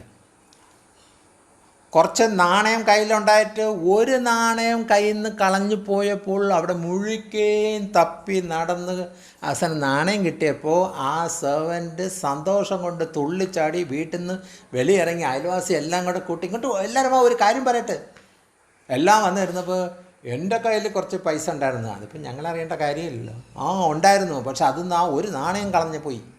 ഞാൻ രാവിലെ മുതൽ ഈ വൈകുന്നേരം വരെ ഇരുന്ന് ഇതെല്ലാം തപ്പി എടുത്തിട്ട് എനിക്ക് കിട്ടി. ആ സന്തോഷം കൊണ്ട് ഞാൻ നിങ്ങളെ അറിയിക്കുകയാണ്. അങ്ങനെയാണെങ്കിൽ നമ്മൾ കേൾക്കാത്തതും കാണാത്തതും ഇത് പൗലോസ് അവിടെ ഇരുന്ന് സംസാരിച്ച് രാവിലെ മുതൽ വൈകുന്നേരം വരെ സംസാരിച്ചിട്ട് നിങ്ങളത് കേട്ടിട്ട് നിങ്ങൾക്ക് ഒന്നും കിട്ടിയില്ലേ എന്ന് വെച്ചാൽ ചെവി കൊണ്ട് കേട്ട്, പക്ഷെ കേൾക്കേണ്ട രീതി കേട്ടില്ല, ഗ്രഹിക്കേണ്ട രീതി ഗ്രഹിച്ചുമില്ല. കണ്ണുണ്ടായിട്ട് നിങ്ങൾ കാണുന്നു, അത്ഭുത അടയാളങ്ങളൊക്കെ കാണുന്നു, നിങ്ങൾ കണ്ട്, പക്ഷെ നിങ്ങൾക്കത് അക്സെപ്റ്റബിൾ അല്ല. ആ വ്യക്തി ചെയ്യാൻ പാടില്ല. വല്ല വെളുത്ത വർഗം എവിടെ നിങ്ങൾ വന്നിട്ട് വല്ല അത്ഭുതം ബോങ്കെ വന്നിട്ട് ഇങ്ങനെ ഒരു സംഭവം നടന്നു. നാട്ടിലുള്ള സാധാ ഒരു മനുഷ്യനും ദൈവം ആത്മാവ് കൊടുത്ത് ആ വ്യക്തിയിൽ നിന്ന് ഈ ഒരു പ്രവൃത്തി നടക്കുകയാണെങ്കിൽ അതാണ് ജനം. എന്തിനു ജനം അങ്ങനെ ആയി പോണത്? ജനം അങ്ങനെ ആയിക്കോട്ടെ, ദൈവമക്കളെന്ന് അവകാശപ്പെടുന്നത് നമ്മളെന്തിനങ്ങനെ ആവുന്നത്? ആ ദൈവമക്കളും അങ്ങനെ ആയിക്കോട്ടെ, പക്ഷെ നമ്മൾ 9 പേരും അങ്ങനെ ആവരുത്. അതിനാണ് ഇവിടെ ദൈവം നമ്മുടെ അടുത്ത് ഇത് സംസാരിച്ചുകൊണ്ടിരിക്കുന്നത്. ഈ സുവിശേഷം അല്ലെങ്കിൽ ഇത് ചിലപ്പോൾ 10, 50 പേരോ 100 പേരോ ഇരിക്കുന്നിടത്ത് അവിടെ ആണ് ഇന്ന് എനിക്ക് ശുശ്രൂഷിക്കാൻ ചിലപ്പോൾ ഇത് തരത്തില്ല. കാരണം അവിടെ പറയാനുള്ളതല്ല. ഇവിടെ പറയുമ്പോഴേക്കും ഇവിടെ നമുക്കുള്ളതാണ്. ഓരോ ദിവസം പറയുന്നത് ഇത് അയവിറക്കിക്കൊണ്ടിരിക്കണം. അതെന്താണ് ഇന്ന് അങ്ങനെ പറയാൻ കാരണം? അത് എൻ്റെ അടുത്ത് എന്നെക്കൊണ്ട് കേൾപ്പിച്ച എന്താണ്? ചെവി ഉണ്ടായിട്ടും കേൾക്കുന്നില്ല എന്ന് പറഞ്ഞാൽ നമുക്ക് കേൾക്കണം. കണ്ണുണ്ടായിട്ടും കാണുന്നില്ല എന്നുള്ളത് കാണണം. നിങ്ങൾ വെറുതെ അല്ല ഇരിക്കേണ്ടത്, നിങ്ങൾ ചെവി കൊണ്ട് അത് കേൾക്കണം, ഗ്രഹിച്ചെടുക്കണം. കണ്ണുകൊണ്ട് അത് കാണണം. അതിലെന്തോ വരുന്നു. ആത്മാവിലാണ് സംസാരിച്ചുകൊണ്ടിരിക്കുന്നത്. You will ever seeing but never perceiving, for this people's heart has become collapse. 27ാമത്തെ വാക്യം വെച്ചേ.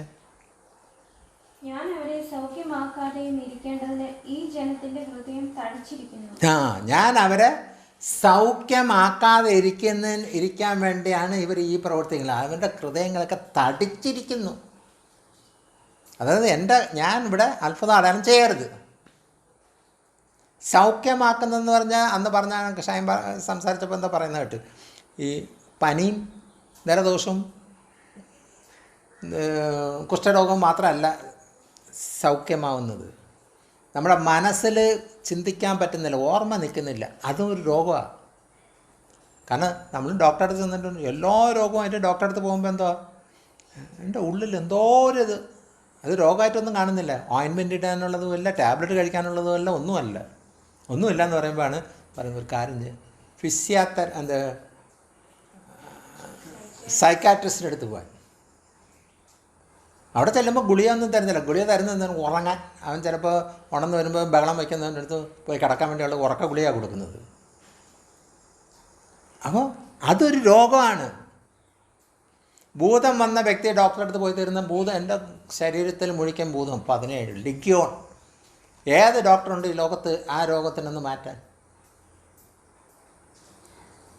അപ്പോൾ അതും അക്സെപ്റ്റബിൾ അല്ല. അപ്പോൾ ഇവിടെ പറയുന്നത് അതൊന്നും അങ്ങനത്തെ രോഗികൾ ചെയ്യാതിരിക്കാൻ വേണ്ടി എന്നെ തടസ്സപ്പെടുത്തിക്കൊണ്ടിരിക്കുന്നത് ഇങ്ങനെയുള്ളൊരു ചെവി ഉണ്ടായിട്ടും കേൾക്കത്തില്ല, കണ്ണുണ്ടായിട്ട് കാണത്തുമില്ല. വല്ലം ഇത് കേട്ട് തീരുന്നപ്പോൾ അയ്യോ കർത്താവ് എൻ്റെ കൂടെ സംസാരിച്ചെന്ന് പറയാൻ വരെ സാക്ഷ്യം പറയാൻ മടി. അപ്പോൾ കർത്താവ് പറഞ്ഞത് എന്താണ്? ഇവർക്ക് എന്നെക്കൊണ്ട് ശുശ്രൂഷിക്കാതിരിക്കാൻ എന്തെല്ലാം ഉണ്ടോ അതെല്ലാം ചെയ്തുകൊണ്ടിരിക്കുക. For these people hearts have become collapsed. They hardly hear with their ears and they have closed their eyes. അവർ ചെവി കൊണ്ട് കേൾക്കാൻ താല്പര്യമേ കാണിക്കുന്നില്ല, കണ്ണടച്ച് കളയും. നമ്മൾ മനുഷ്യൻ നോക്കുമ്പോൾ കണ്ണ് തുറന്നിരിക്കുകയാണ്, പക്ഷെ ഒന്നും കാണുന്നില്ല. ഇങ്ങനെ നോക്കിയാൽ എന്താ ഇടയ്ക്കിടയ്ക്ക് സ്റ്റെഫാൻ ഇങ്ങനെ ഇരിക്കും, കണ്ണിങ്ങനെ തുറന്നിങ്ങനെ ഇരിക്കും. ചോദിക്കുമ്പോൾ ഒന്നും വരുന്നില്ല. എന്താ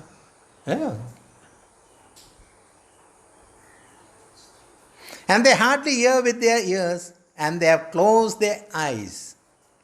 Otherwise, they might see with their eyes. അല്ലാത്ത പക്ഷം അവർ കണ്ണുകൊണ്ട് കാണും, ചെവി കൊണ്ട് കേൾക്കും. Understand with their hearts. ഹൃദയം കൊണ്ട് അവർ മനസ്സിലാക്കാൻ ശ്രമിക്കും. And turn and could heal them. ആ മലയാളം വായിച്ചേ. അവരുടെ ചെവി കേൾപ്പാൻ മന്ദമായിരിക്കുന്നു, അവരുടെ കണ്ണ് അടച്ചിരിക്കുന്നു എന്ന് ഈ ജനത്തിന്റെ അടുക്കൽ പോയി പറയുക. അടുത്തത് എന്നിങ്ങനെ പരിശുദ്ധാത്മാവ് യെശയ്യാ പ്രവാചകൻ മുഖാന്തരം നിങ്ങളുടെ പിതാക്കന്മാരോട് പറഞ്ഞിരുന്നു. എത്രാമത്തെ വാക്യം വായിക്കുന്നത്? 27. വായിച്ചു. യെശയ്യാ പ്രവാചകൻ മുഖാന്തരം നിങ്ങളുടെ പിതാക്കന്മാരോട് പറഞ്ഞിരിക്കുന്നത് ശരി തന്നെ. ആകയാൽ ദൈവം തന്റെ ഈ രക്ഷ ജാതികൾക്ക് അയച്ചിരിക്കുന്നു, അവർ കേൾക്കുമെന്ന് നിങ്ങൾ അറിഞ്ഞുകൊള്ളു. ഞാൻ ആ ഭാഗമൊന്നും കണ്ടില്ല. Otherwise they might see with അത് അല്ലാത്ത പക്ഷം അവർ കണ്ണുകൊണ്ട് കാണും, ചെവി കൊണ്ട് കേൾക്കും, ഹൃദയം കൊണ്ട് മനസ്സിലാക്കും. And turn I could heal them. അവർ തിരിഞ്ഞു വന്നാൽ എനിക്ക് ആ രോഗസൗഖ്യം പ്രവർത്തിക്കാമായിരുന്നു. 28 Therefore I want you to know. അത് കാരണം ഞാൻ നിങ്ങൾക്ക് നിങ്ങൾ അറിയേണ്ട കാര്യം ഇതാണ്.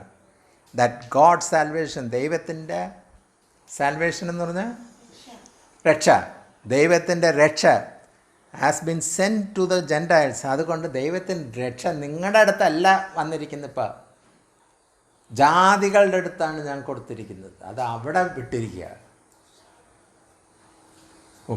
നമ്മൾക്ക് രക്ഷ തന്നിട്ടും നമ്മൾ ചെവി ഉണ്ടായിട്ട് കേൾക്കുന്നില്ല, കണ്ണുണ്ടായിട്ട് കാണുന്നില്ല, കേട്ടിട്ടും കണ്ടിട്ടും നമ്മൾ പ്രവർത്തിക്കുന്നില്ല. അതുകൊണ്ട് ദൈവത്തിൻ്റെ രക്ഷ ജാതികളുടെ അടുത്ത് വിട്ടിരിക്കുന്നു.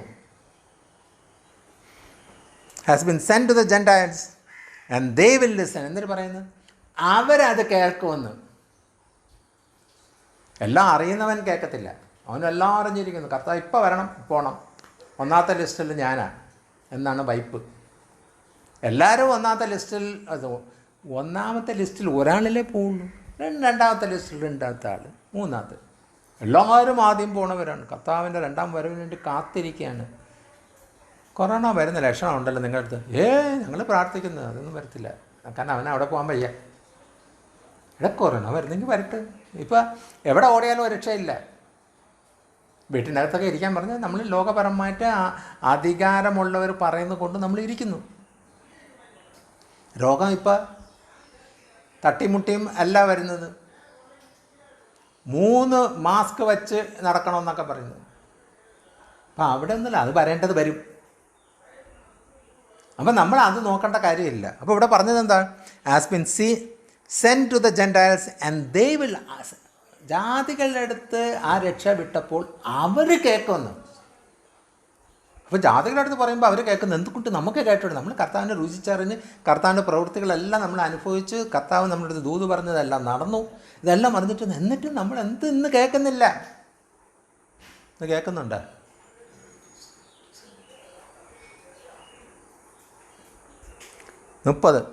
For 2 whole years, 2 മുഴുവൻ വർഷം.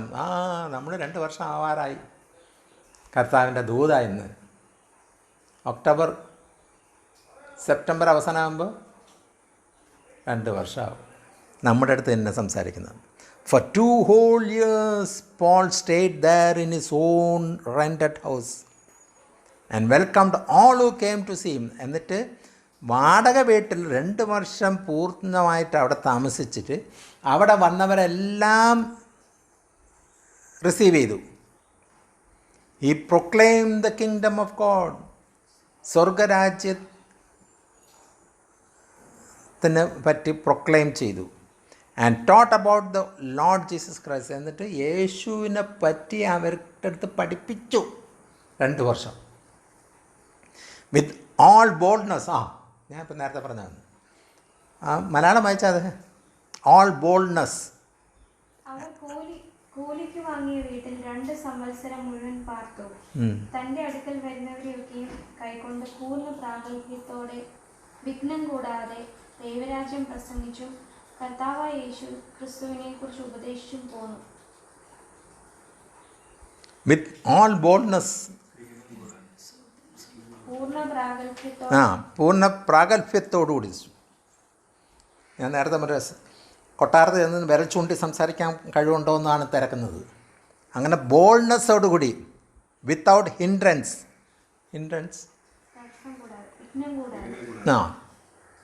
അതിൽ തടസ്സമൊന്നുമില്ല, സംശയമൊന്നും എനിക്ക് വന്നില്ല. മുഖത്തൊക്കെ എന്നെ പറഞ്ഞത് 2 വർഷം അവിടെ ഇരുന്ന് വാടക വീട്ടിൽ.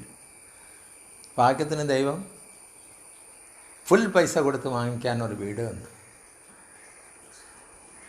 ആ വീട്ടിലിരുന്നു കൊണ്ട് 2 വർഷം ഇവിടെ ഇരുന്നിട്ട് സുവിശേഷം പറയാണ്. കർത്താവ് പൗലോസിൻ്റെ ജോലിയെല്ലാം എനിക്ക് തന്നു,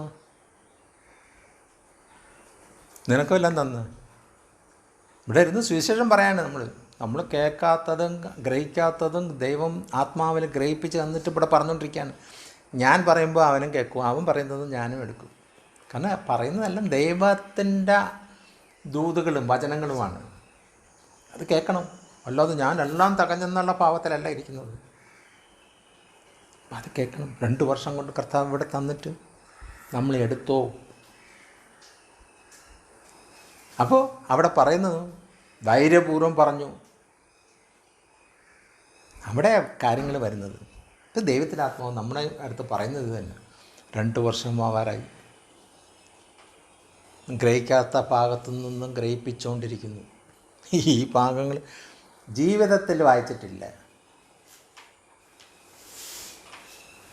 എനിക്കങ്ങനെ വായിച്ചാലൊന്നും മനസ്സിലാകത്തില്ല. എന്താ എനിക്ക് പുസ്തകം ഇവരെല്ലാം പുസ്തകം തന്ന് ഇവിടെയൊക്കെ കൊണ്ടുവച്ചിരിക്കുന്നു. അതിൻ്റെ ആദ്യത്തെ പേജ് പോലും ഞാൻ വായിക്കാം. 2-3 വരി വായിക്കുമ്പോൾ എനിക്ക് ബോറ് കാണിക്കുകയാണ്. ഞാൻ അടച്ചു വയ്ക്കും. കാരണം അത് വായിച്ചിട്ട് അതൊന്നും ഗ്രഹിച്ചിട്ട് എനിക്ക് പ്രസംഗിക്കാൻ പാടില്ല. കർത്താവ് തരുന്നത് പ്രസംഗിക്കുക. ആത്മാവ് തരുന്നതേ പറയാവൂ. നമ്മൾ ആ കഥകൾ വായിച്ച് തരുമ്പോൾ മനസ്സിലത് കാണും. എവിടെയെങ്കിലും അത് കാണും. കാരണം അത് ഇട്ടിട്ടായിരിക്കും വെച്ച് കാച്ചുന്നത്. അതുകൊണ്ട് ജാതികളും മറ്റവരും പറയുന്ന അവർക്കുള്ള അനുഭവം അവരുടെ അനുഭവം, അത് എൻ്റെ അനുഭവമല്ല. എനിക്ക് എൻ്റെ അനുഭവം എന്ന് പറഞ്ഞാൽ എൻ്റെ ആത്മാവ് എനിക്ക് തരുന്ന ആ അനുഭവമാണ് ഞാൻ ഷെയർ ചെയ്യുന്നത്. അതാണ് ഞാൻ സംസാരിച്ചുകൊണ്ടിരിക്കുന്നത്. Therefore 28ാമത്തെ വാക്യം, Therefore I want you to know that God's salvation has been sent to the Gentiles and they listen. നമ്മൾ നാണപ്പെടണം, ലജ്ജാവർഗരായിരുന്നു. കാരണം ദൈവവചനം ജാതികളെടുത്ത് കൊടുത്തപ്പോൾ അവർ കേൾക്കുന്നു. അത് നമുക്ക് നാണമില്ലേ? നമ്മൾ ദൈവമക്കളെന്നെല്ലാം പറഞ്ഞ് അവകാശപ്പെട്ട് കിടക്കും. എന്നിട്ട് കർത്താവ് പറഞ്ഞു, ദൈവരാജ്യത്തിൻ്റെ സ്വർഗരാജ്യത്തിൻ്റെ അനുഭവങ്ങളും കാര്യങ്ങളും ഷെയർ ചെയ്യാം ഞാൻ ജാതികളുടെ അടുത്ത്. അവർ കേൾക്കുന്നെന്ന് എന്ന് വെച്ചാൽ നമ്മൾ കേൾക്കുന്നില്ല, നമ്മൾ ഗ്രഹിക്കുന്നില്ല, നമ്മൾ കാണുന്നുമില്ല. നമ്മൾ ലജ്ജയോട് കൂടി ഇരിക്കേണ്ടത്. നമ്മൾ വിശ്വാസത്തിലൊന്നും എത്ര വർഷമായി ഇവിടെ വിശ്വാസം വന്ന് എത്ര വർഷമായി? നമ്മൾ എണ്ണം കൂട്ടി പറഞ്ഞു. ബൈബിൾ വായിച്ചിട്ടുണ്ടോ? ഞാൻ ഫുൾ ബൈബിൾ 7 പ്രാവശ്യം വായിച്ചു. എവിടെയെങ്കിലും ഒരു വാക്യം ഒന്നും ഗ്രഹിച്ചിട്ടുണ്ട്? തകർത്ത് വെച്ചെടുക്കും റെഫറൻസും അത് ഇതൊക്കെ. എല്ലാവരും പ്രസംഗിക്കുന്ന കർത്താവ് ലോകം മുഴുവൻ കൊണ്ടുപോയി അവിടെയൊക്കെ പ്രസംഗിക്കുന്നത് എൻ്റെ അടുത്ത് എടുക്കാൻ പറഞ്ഞ് എനിക്ക് അറിഞ്ഞൂടെ. ശുശ്രൂഷിക്കാത്ത സമയത്ത് എന്തെങ്കിലും ആത്മീയ കാര്യങ്ങൾ ചോദിച്ചു തരുന്ന എനിക്കറിഞ്ഞൂടെ. പക്ഷെ ശുശ്രൂഷിക്കുന്ന സമയത്ത് ആ ആത്മാവിൻ്റെ ഇതിൽ വെളിപ്പെടുത്തിക്കൊണ്ടിരിക്കുമ്പോൾ അത് കണ്ടുകൊണ്ട് ഇരിക്കാനടുത്ത് എനിക്ക് പറഞ്ഞുകൊണ്ടിരിക്കുക. അതാണ് എൻ്റെ ശുശ്രൂഷ. അല്ലാതെ പ്രിപ്പയർ ചെയ്ത് റെഡിയാക്കി അങ്ങനെയൊന്നും. ഞാൻ ആദ്യമൊക്കെ വിദേശത്ത് പോകുന്നിടത്ത് ഞാൻ കുറച്ച് പ്രസംഗങ്ങൾ വെച്ചിട്ട് അതിൻ്റെ ഹെഡ് ലൈൻ വായിച്ചിട്ട് എൻ്റെ അടുത്തുണ്ട്, അതെടുത്തിട്ടായിരിക്കും അവിടെ സംസാരിക്കുന്നത്. കാരണം പ്രാർത്ഥിക്കുമ്പോൾ അതിലേതെങ്കിലും ആയിരിക്കും തരുന്നത്. ഇപ്പോഴോ വ്യത്യസ്തമായ ശുശ്രൂഷ എന്ന് പറഞ്ഞപ്പോൾ ഇവിടെ ഒന്നും കുറിച്ച് വയ്ക്കുന്നില്ല, ഒന്നും റെഡിയാക്കി വയ്ക്കത്തില്ല. പക്ഷെ അതിൽ നിന്ന് കർത്താവ് എൻ്റെ കൂടെ സംസാരിക്കുന്നു. നിങ്ങളുടെ സംസാരിക്കുന്നുണ്ടെന്ന് എനിക്കറിയാം. എൻ്റെ കൂടെ സംസാരിക്കുന്നു. നിന്നെ 66 പുസ്തകം നേരെ ചെവയൊന്ന് പറയാൻ പറഞ്ഞാൽ എനിക്ക് അറിഞ്ഞൂടാ. റെഫറൻസ് എടുത്ത് കോട്ട് ചെയ്യാൻ പറഞ്ഞാൽ എനിക്ക് അറിഞ്ഞൂടാ. പക്ഷെ ഞാൻ സംസാരിക്കുന്നു.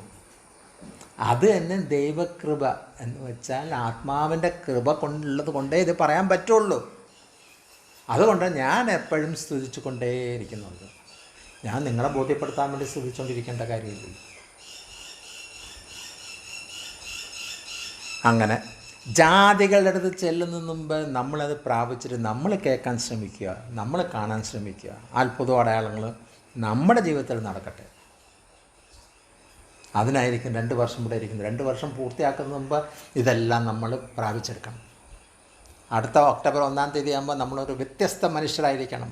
ആത്മീയത്തിൽ വ്യത്യസ്തമായിരിക്കണം, പ്രവൃത്തിയിൽ വ്യത്യസ്തമായിരിക്കണം. ലോക മനുഷ്യർ നോക്കുമ്പോൾ നമ്മളിൽ പലതും അവരിൽ കാണാത്തത് നമ്മളിൽ കാണണം. അങ്ങനെ അവസരം ഒരുക്കുമെന്ന് ദൈവത്തിൻ്റെ ആത്മാവ് ഇന്നത്തെ ദിവസം ദൂതായിട്ട് നമ്മുടെ അടുത്ത് പറയാം.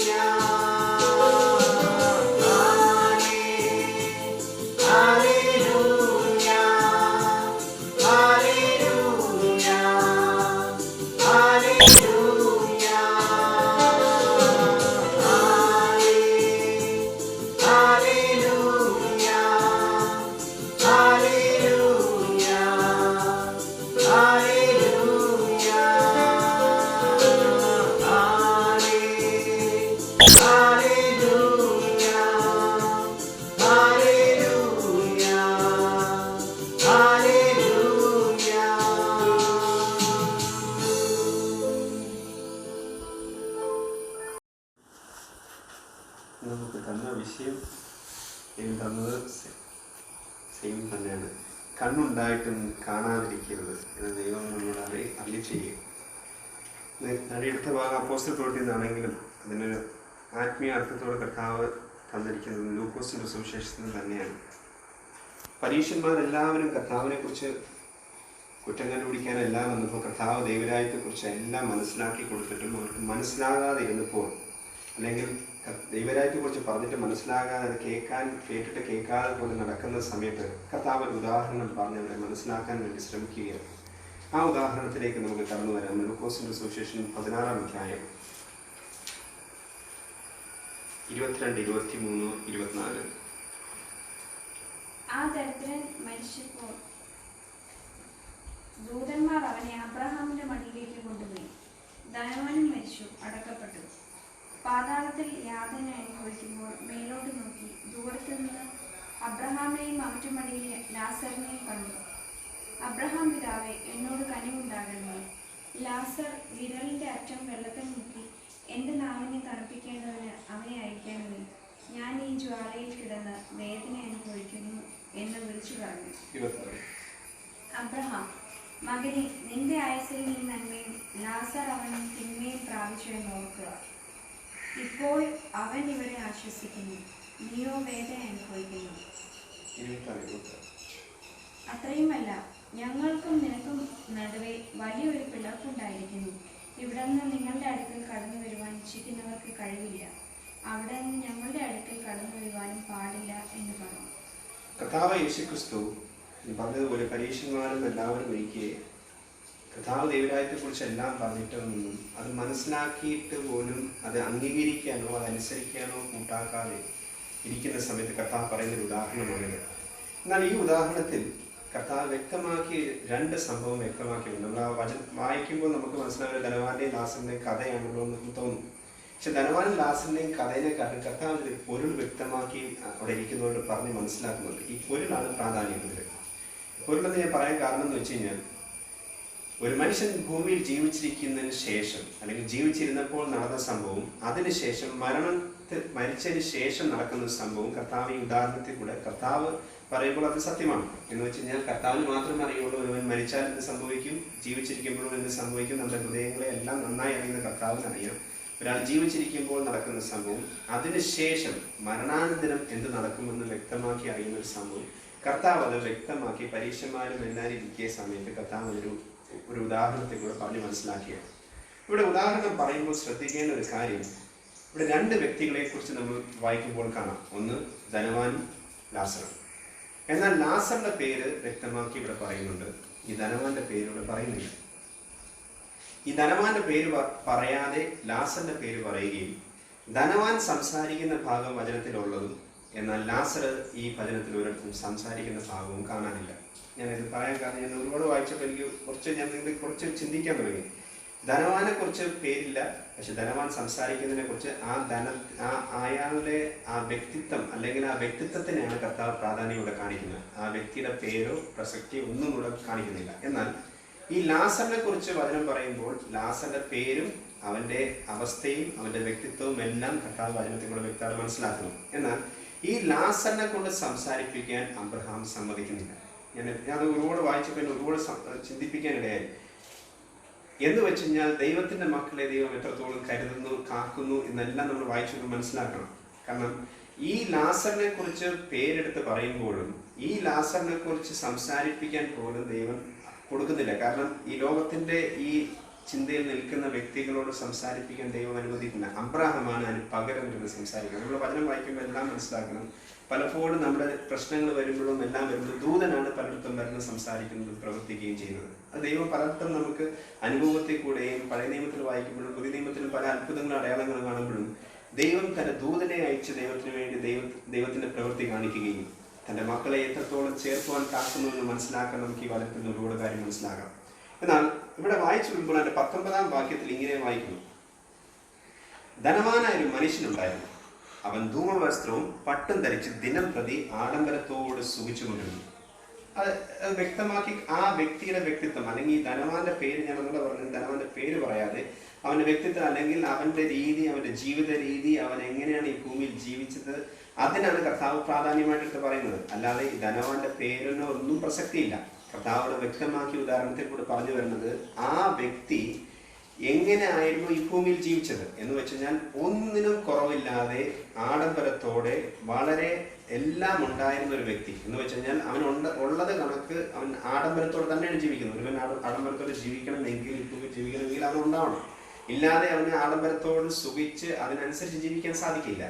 ഇവിടെ ആ ഒരു വ്യക്തിയെ കുറിച്ച് കർത്താവ് പറയുന്നത് ആ വ്യക്തിത്വത്തെയാണ്. ആ വ്യക്തി എങ്ങനെയാണ് ഈ ഭൂമിയിൽ ജീവിച്ചതിനാണ് കർത്താവിന്റെ പ്രാധാന്യം കാണിക്കുന്നത്. നമ്മൾ ഈ വചനം വായിക്കുമ്പോൾ, ഈ സുവിശേഷത്തിൽ വായിക്കുമ്പോൾ ഞാൻ പലയിടത്തായിട്ട് ഞാൻ ജസ്റ്റ് എൻ്റെ ഓർമ്മയിലാണെങ്കിൽ ഒരു 3-4 പ്രാവശ്യം കർത്താവ് ഈ ധനവാനെ കുറിച്ച് മാത്രമാണ് സംസാരിക്കുന്നത്. എന്നാൽ ഈ ധനവാന്റെ പേര് കർത്താവ് ഒരിടത്തും പറയുന്നില്ല.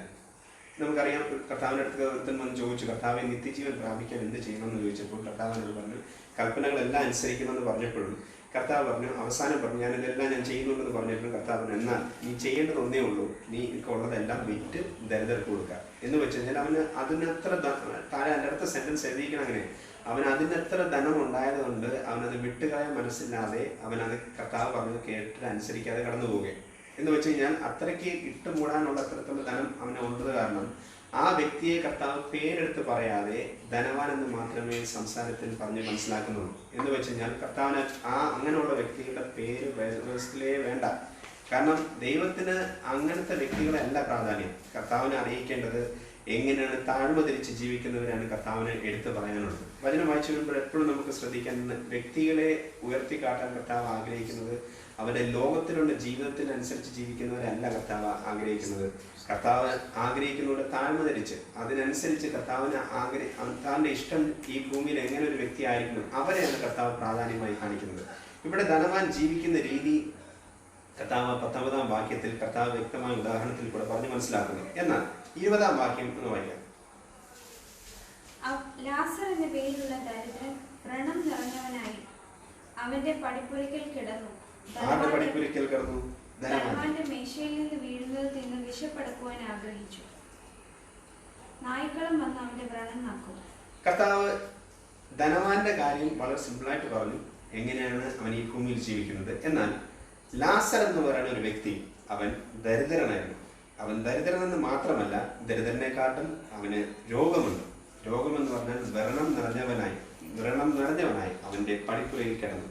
ഇവൻ കിടക്കുന്നത് ആരുടെ ഫ്രണ്ടിലാണ്? ധനവാന്റെ വീട്ടിന്റെ ഫ്രണ്ടിലാണ് ഇവൻ കിടക്കുന്നത്. എന്ന് വെച്ച് കഴിഞ്ഞാൽ അവൻ ഒരു ദരിദ്രനെന്ന് മാത്രമല്ല കർത്താവ് ഇവിടെ പറയുന്നത്. ദരിദ്രനെന്ന് പറയുമ്പോൾ നമുക്ക് മനസ്സിലാകണം, അവന് സ്വയമേ ഒന്നും അവന് ഒന്നുമില്ലാത്ത ഒരു ദാരിദ്ര്യത്തിൽ ജീവിക്കുന്ന ഒരു വ്യക്തി, അല്ലെങ്കിൽ അവനെ കൊണ്ട് ഒന്നും ചെയ്യാൻ പറ്റാത്ത ഒരു അവസ്ഥയെ കൂടെ കർത്താവ് കാണിക്കുന്നതാണ്. വ്രണം നിറഞ്ഞവനല്ല, ശരീരം മുഴുവൻ വ്രണം നിറഞ്ഞവനായി ആരുടെ വീട്ടിന്റെ ഫ്രണ്ടിൽ കിടക്കുന്നു? ഈ ധനവാന്റെ വീട്ടിന്റെ ഫ്രണ്ടിൽ കിടക്കുക. എന്ന് വെച്ച് കഴിഞ്ഞാൽ ധനവാന്റെ വീട്ടിൽ ഫ്രണ്ടിൽ കിടക്കുകയാണെങ്കിലും ധനവാൻ ഈ വ്യക്തിയെ മൈൻഡ് പോലും ചെയ്യുന്നില്ല എന്ന് നാം വായിച്ചു വരുമ്പോൾ മനസ്സിലാകും. കാരണം ധനവാൻ കഴിക്കുന്ന എന്റെ 22-ാം വാക്യം വായിക്കുമ്പോൾ മനസ്സിലാകും. 21-ാം വാക്യം 21. ധനവാന്റെ മേശയിൽ നിന്ന് വീഴുന്നത് തിന്ന് വിശപ്പടക്കുവാൻ ആഗ്രഹിച്ചു. ഈ ലാസറിന്റെ ജീവിത രീതി ആണ് ഇവിടെ ഭക്തനായിട്ട് ആ വചനത്തിൽ കാണിക്കുന്നത്. അവൻ ഈ ഭൂമിയിൽ ജീവിക്കുന്നത് എന്തെങ്കിലും ഈ ധനവാന്റെ നിന്ന് അല്ലെങ്കിൽ ഈ വ്യക്തിയുടെ വീട്ടിൽ, കാരണം വേറൊരു പാവപ്പെട്ടൻ വേറൊരു വീട്ടിൽ നിന്നല്ല, കാരണം ഈ ധനവാന്റെ വീട്ടിൽ ഒരുപാട് ഭക്ഷണം ഉണ്ടാകും, അവൻ ആഡംബരത്തിൽ ജീവിക്കുന്നുണ്ട്. എന്തെങ്കിലും ഈ ധനവാന്റെ അവിടെ നിന്ന് കിട്ടുന്ന വേസ്റ്റ് എന്ന് വെച്ചാൽ അവിടെ വ്യക്തമായിട്ട് വായിച്ചത് നമുക്ക് മനസ്സിലാക്കാം. ധനവാന്റെ മേശയിൽ നിന്ന് വീണ് തിന്ന് വിശപ്പെടുക്കാൻ ആഗ്രഹിച്ചു. എന്ന് വെച്ച് കഴിഞ്ഞാൽ ആ മേശയിൽ നിന്ന്, അല്ലാണ്ട് അവരുടെ വീട്ടിൽ ഉണ്ടാക്കിയിട്ട് ബാക്കി വന്നത് കൊണ്ട് കളയണ അല്ലെ അതൊന്നല്ല കാണിച്ചത്. ധനവാൻ കഴിച്ചുകൊണ്ടിരുന്ന മേശയിൽ നിന്ന് ധനവാന്റെ പാത്രത്തിൽ നിന്ന് വീഴുന്ന നുറുക്കുകളാണ് അവൻ കഴിക്കാൻ ആഗ്രഹിക്കുന്നുള്ളൂ. അല്ലാതെ ധനവാൻ കൊണ്ട് അവന് കൊടുക്കുന്നതല്ല, അല്ലെങ്കിൽ ധനവാൻ കഴിച്ചു കഴിഞ്ഞിട്ട് ബാക്കി കൊണ്ട് കൊടുത്തതല്ല, അത്രയും ബാക്കിയുണ്ട് അത് നീ എടുത്തോ എന്നല്ല ചിന്തിക്കുന്നത്. അവന്റെ ധനവാൻ പോലും അറിയാതെ ധനവാന്റെ മേശയിൽ നിന്ന് വീഴുന്ന നുറുക്കുകൾ കഴിക്കാൻ ആഗ്രഹിക്കുന്നത്. എന്ന് വെച്ച് കഴിഞ്ഞാൽ ഈ ധനവാന്റെ ചിന്താഗതി മനസ്സാണ് കർത്താവ് വ്യക്തമായിട്ട് മനസ്സിലാക്കി തരുന്നത് നമ്മൾ. കാരണം ഞാൻ ഈ പറയുമ്പോൾ അതാണ്, ധനവാൻ സംസാരിക്കുന്നു, അബ്രഹാം സംസാരിക്കുന്നു, ലാസർ സംസാരിക്കുന്നില്ല. ലാസറിനെ കുറിച്ച് പറയുകയോ ആ വ്യക്തിയെ കുറിച്ച് ഒന്നും പ്രാധാന്യം ഇവിടെ പറയുന്നില്ല. ആ ലാസറിനെ കുറിച്ച് വേറൊരുവൻ സാക്ഷ്യം പറയുക. അതാണ് അബ്രഹാമിനെ കുറിച്ച് എനിക്ക് പറയാൻ കാരണം. ആ വ്യക്തി എങ്ങനെ ഭൂമിയിൽ ജീവിച്ചിട്ടും ആ വ്യക്തിയെക്കുറിച്ച് ആ വ്യക്തിയല്ല സാക്ഷ്യം പറയുന്നത്. ആ വ്യക്തി എങ്ങനെയാണ് ജീവിച്ചെന്ന് കർത്താവ് യേശുക്രിസ്തു സാക്ഷ്യം പറയുന്നതോടൊപ്പം തന്നെ അബ്രഹാമും അതിനെക്കുറിച്ച് സാക്ഷ്യം പറയാം. എന്ന് വെച്ച് കഴിഞ്ഞാൽ വചനത്തിൽ നമ്മൾ വായിക്കുമ്പോൾ കർത്താവ് ഏറ്റവും വലിയ സാക്ഷിയാണ്, അതെല്ലാം സത്യമാണ്. എങ്കിൽ പോലും അബ്രഹാമും അവനെക്കുറിച്ച് സാക്ഷ്യം പറയണമെങ്കിൽ, അവനെക്കുറിച്ച് വ്യക്തമായി പറയണമെങ്കിൽ അവൻ എത്രത്തോളം കർത്താവിന് പ്രിയപ്പെട്ടവനാണെന്ന് മനസ്സിലാക്കണം. അവൻ അങ്ങനെയുള്ള വ്യക്തി അവനെക്കുറിച്ച് അവൻ സാക്ഷ്യം പറയാനോ അവനെക്കുറിച്ച് പറയാനോ അല്ല അവൻ പ്രാധാന്യം കൊടുക്കണം. അവൻ ഭൂമിയിൽ ജീവിച്ചപ്പോൾ അവൻ ധനവാന്റെ നിന്ന് കിട്ടുന്ന ബാക്കി കൊണ്ട് തട്ടുന്ന വേസ്റ്റ് അല്ല അവൻ കഴിച്ചത്. ധനവാൻ കഴിച്ചിട്ട് അവന്റെ മേശയിൽ നിന്ന് വീഴുന്ന നുറുക്കുകൾ കഴിക്കാൻ ആഗ്രഹിച്ചു. എന്ന് വെച്ച് കഴിഞ്ഞാൽ അവന്റെ ആഗ്രഹമാണ് അത് മതി, ഞാൻ വേറെ ഒന്നും ഞാൻ ആഗ്രഹിക്കുന്നില്ല. ഈ ഭൂമിയിലെ ഒരു ലോകത്തിൽ എനിക്ക് അങ്ങനെ ഒരു ആ ഭക്ഷണം വേണമെന്നോ ഒന്നുമല്ല. ഈ വേസ്റ്റായി വീഴുന്ന ഈ ധനവാന്റെ പാത്രത്തിൽ നിന്ന് എന്തെങ്കിലും വീണാൽ അത് കഴിക്കാൻ അവൻ ആഗ്രഹിക്കുക, അല്ലാതെ ആരെങ്കിലും കൊണ്ട് കൊടുക്കാൻ വേണ്ടിയോ. ഈ ദരിദ്രനെ കുറിച്ച് ഞാൻ അത് ഒരുപാട് ചിന്തിച്ചു. ഈ ദരിദ്രൻ മറ്റുള്ളവരിൽ നിന്ന് ആരെങ്കിലും തരണമേ എന്നുള്ള ചിന്ത പോലുമല്ല. എന്തെങ്കിലും വീണാൽ അത് മതി എനിക്ക്, എന്തെങ്കിലും കിട്ടിയാൽ അത് മതി എനിക്ക് ഈ ഭൂമിയിൽ ജീവിക്കാൻ. അങ്ങനെ കഴിയുന്ന ഒരു വ്യക്തി അവൻ ഇരിക്കുന്ന സ്ഥലത്ത് അവൻ്റെ അടുത്ത് നായ്ക്കളും വന്നിരിക്കുന്നുണ്ട്. അത് നമ്മൾ വായിക്കുമ്പോൾ വ്യക്തമായിട്ട് മനസ്സിലാക്കണം. നായ്ക്കളും വന്ന് അവൻ്റെ വ്രണം നക്കും. എന്ന് വെച്ചാൽ അവൻ്റെ വാസം ആരുടെ കൂടെയൊക്കെ ആയിരിക്കണം? ഈ നായ്ക്കളും എല്ലാമാണ് ഈ ലാസറിന്റെ അടുക്കൽ വന്നിരിക്കുന്നത്. അതുകൊണ്ടാണ് അവന് ആട്ടി ഓടിക്കാൻ പോലും പറ്റാത്തൊരവസ്ഥയാണ് അവന്റെ ജീവിതം. അവന്റെ ജീവിതം എന്ന് പറഞ്ഞാൽ ഒരു നായ ഒന്ന് നക്കണമെങ്കിൽ അതിനെ ആട്ടി പകറ്റാനോ അല്ലെങ്കിൽ അകറ്റി അതിനെ പറഞ്ഞു വിടാനോ ഒന്നും അവന് പറ്റുന്നില്ല. ഈ നായ്ക്കളും നമുക്കറിയാം ഈ വേസ്റ്റ് തിന്നാനാണ് വരുന്നത്, അല്ലെങ്കിൽ ആരുടെങ്കിലും നമ്മൾ തട്ടുന്ന വേസ്റ്റ് കഴിക്കാനാണ് നായ്ക്കൾ വരുന്നത്. അങ്ങനെയാണെങ്കിൽ ഇത് കഴിക്കുന്നിടത്താണ് ഇവന്റെയും ഇരിപ്പ്. അത്രയും ലെവലാണ് ഈ ഭൂമിയിൽ അവൻ ജീവിച്ചത്. എന്ന് വെച്ചാൽ അത്ര ദാരിദ്ര്യത്തോടും അത്ര കഷ്ടപ്പാടോടും അവൻ്റെ അസുഖത്തിനും രോഗത്തിനും എന്ന് വെച്ച് കഴിഞ്ഞാൽ അങ്ങനെ കഷ്ടപ്പാടോടെ ജീവിക്കുന്ന ഒരു വ്യക്തി എന്ന് വെച്ച് കഴിഞ്ഞാൽ ഈ ധനവാൻ ഇത് കണ്ടില്ലേ എന്ന് നമ്മൾ ചിന്തിക്കും. അപ്പോൾ ധനവാൻ ഇത് കാണാതെയാണോ ഈ ഈ ഈ വ്യക്തിയെ മനസ്സിലാക്കാതാണോ ജീവിക്കുന്നത് എന്ന് ചിന്തിക്കുമ്പോൾ അല്ല. ഈ വ്യക്തി വ്യക്തമാക്കി, ധനവാൻ വ്യക്തമാക്കി ലാസറിനെ കാണുന്നുണ്ട്. ഈ വ്യക്തി വ്യക്തമാക്കി ലാസറിനെ മനസ്സിലാക്കുന്നുണ്ട്. ലാസർ എങ്ങനെയുള്ള വ്യക്തിയാണെന്നും ലാസർ എൻ്റെ വീട്ടിൻ്റെ ഫ്രണ്ടിലുണ്ടെന്ന് വ്യക്തമാക്കി അറിയുന്ന ഒരു വ്യക്തിയാണ് ഈ ധനവാൻ. കർത്താവ് ഈ വചനത്തിൽ കൂടെ നമ്മൾ മനസ്സിലാക്കി തരുന്നുണ്ട്. ഈ ധനവാന് വ്യക്തമായി അറിയാം ലാസർ എവിടെയായിരുന്നു. അവൻ്റെ വീട്ടിൻ്റെ പടിപ്പുരയിൽ അല്ലെങ്കിൽ വീട്ടിൻ്റെ വെളിയിൽ ഗേറ്റിൻ്റെ ഫ്രണ്ടിലാണ് അവൻ ഇരിക്കുന്നതും എൻ്റെ പാത്രത്തിൽ നിന്ന് വീഴുന്ന ഈ വേസ്റ്റാണ് അവൻ കഴിച്ചുകൊണ്ടിരിക്കുന്നത് വ്യക്തമാക്കി മനസ്സിലാക്കുന്ന ഭാഗം നമുക്ക് എൻ്റെ അടുത്ത വാക്യം വായിക്കുമ്പോൾ മനസ്സിലാകും. 22-23 നമ്മൾ വായിച്ച വാക്യം. ആ ദരിദ്രൻ മരിച്ചപ്പോൾ ദൂതന്മാർ അവനെ അബ്രഹാമിന്റെ മടിയിലേക്ക് കൊണ്ടുപോയി. ധനവാനും മരിച്ചു അടക്കപ്പെട്ടു. പാതാളത്തിൽ യാതന അനുഭവിക്കുമ്പോൾ മേലോട്ട് നോക്കി ദൂരത്തു നിന്ന് അബ്രഹാമിനെയും അവന്റെ മടിയിൽ ലാസറിനെയും കണ്ടു. ഇവിടെ നമ്മൾ 2 വാക്യം വായിക്കുമ്പോൾ 2 സംഭവം മനസ്സിലാക്കാം. രണ്ടുപേരും മരിച്ചു. അവരുടെ മരണം നടന്നു ഈ ഭൂമിയിൽ. ഈ ഭൂമിയിൽ അവർ രണ്ടുപേരും മരിച്ചു. ആ ഭൂമിയിൽ മരിച്ചതിന് ശേഷം ഈ ലാസറിനെ ദൂതൻ എടുത്തുകൊണ്ട് എവിടെ കൊണ്ടിരുത്തി? അബ്രഹാമിന്റെ അടുക്കൽ കൊണ്ടിരുത്തി. എന്നാൽ ഈ ധനവാനോ മരിച്ചപ്പോൾ അവൻ എവിടേക്ക് പോയി? അവൻ യാതന സ്ഥലത്തിലേക്ക് പോയി. ഈ യാതന സ്ഥലത്ത് പോയതിനു ശേഷം അവന്റെ കണ്ണ് കാണാനിടയായത് എന്താണ്? അബ്രഹാമിന്റെ മടിയിൽ ലാസർ ഇരിക്കുന്നത് അവൻ കണ്ടു. ഈ ലാസറിനെ മനസ്സിലാക്കണമെങ്കിൽ ഇവൻ ഈ ലാസറിനെ നേരത്തെ കണ്ടിരിക്കണം. ഇല്ലെങ്കിൽ ഇത് ലാസറാണെന്നും ലാസറിനെ ഇരിക്കുന്ന സ്ഥലവും വ്യക്തമാക്കി മനസ്സിലാക്കിയപ്പോഴാണല്ലോ അവന്റെ കണ്ണ് ആ അബ്രഹാമിന്റെ അടുത്തേക്ക് നോക്കിയപ്പം അബ്രഹാമിനെയും കണ്ടു. പക്ഷെ ഇത് ലാസർ അല്ലേ എന്ന് അവന് തോന്നണമെങ്കിൽ ഈ ലാസറിനെ നേരത്തെ കണ്ടിരിക്കണം. ഞാൻ ഈ പറയുന്ന ഭാഗം മനസ്സിലാക്കണം ശരിക്കും.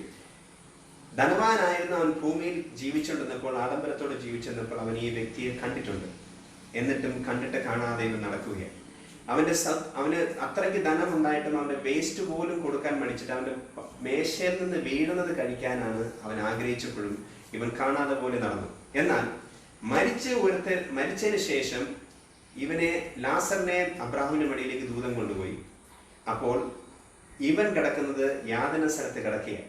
കാരണം ഇവിടെ 2-3 ഭാഗം എന്നെ ഒരുപാട് ചിന്തിച്ചത് അതിലേക്ക് ഞാൻ കടക്കുന്നില്ല. എന്നാലും അറിയിച്ചത് മാത്രം പറഞ്ഞിട്ടിരിക്കാൻ ആഗ്രഹിക്കുന്നത്. ഞാൻ അതിലേക്ക് കൂടുതൽ കടക്കാത്ത ആ ഭാഗം ഞാൻ സംസാരിക്കുന്നില്ല. കർത്താവ് ഇവിടെ ഒരു ഉദാഹരണത്തിൽ കൂടെ വ്യക്തമാക്കി മനസ്സിലാക്കിയാണ്. രണ്ടുപേരും മരണപ്പെട്ടതിന് ശേഷം ഒരുവൻ അബ്രഹാമിന്റെ മടിയിലും ലാസറോ അബ്രഹാമിന്റെ മടിയിലും ധനവാനോ യാതന സ്ഥലത്തും കിടന്നിട്ട് അവന്റെ കണ്ണ് കണ്ടത് ലാസറിനെയാണ്. അബ്രഹാമിന്റെ മടുത്തിരിക്കുന്ന ലാസറിനെ കണ്ടിട്ട് അവൻ അതിശയിച്ച് നിൽക്കുകയും ഇവൻ അവിടെ എത്തി എന്ന് മനസ്സിലാക്കണമെങ്കിൽ അവൻ ഈ വ്യക്തിയെ നേരത്തെ കണ്ടിട്ടുണ്ട്.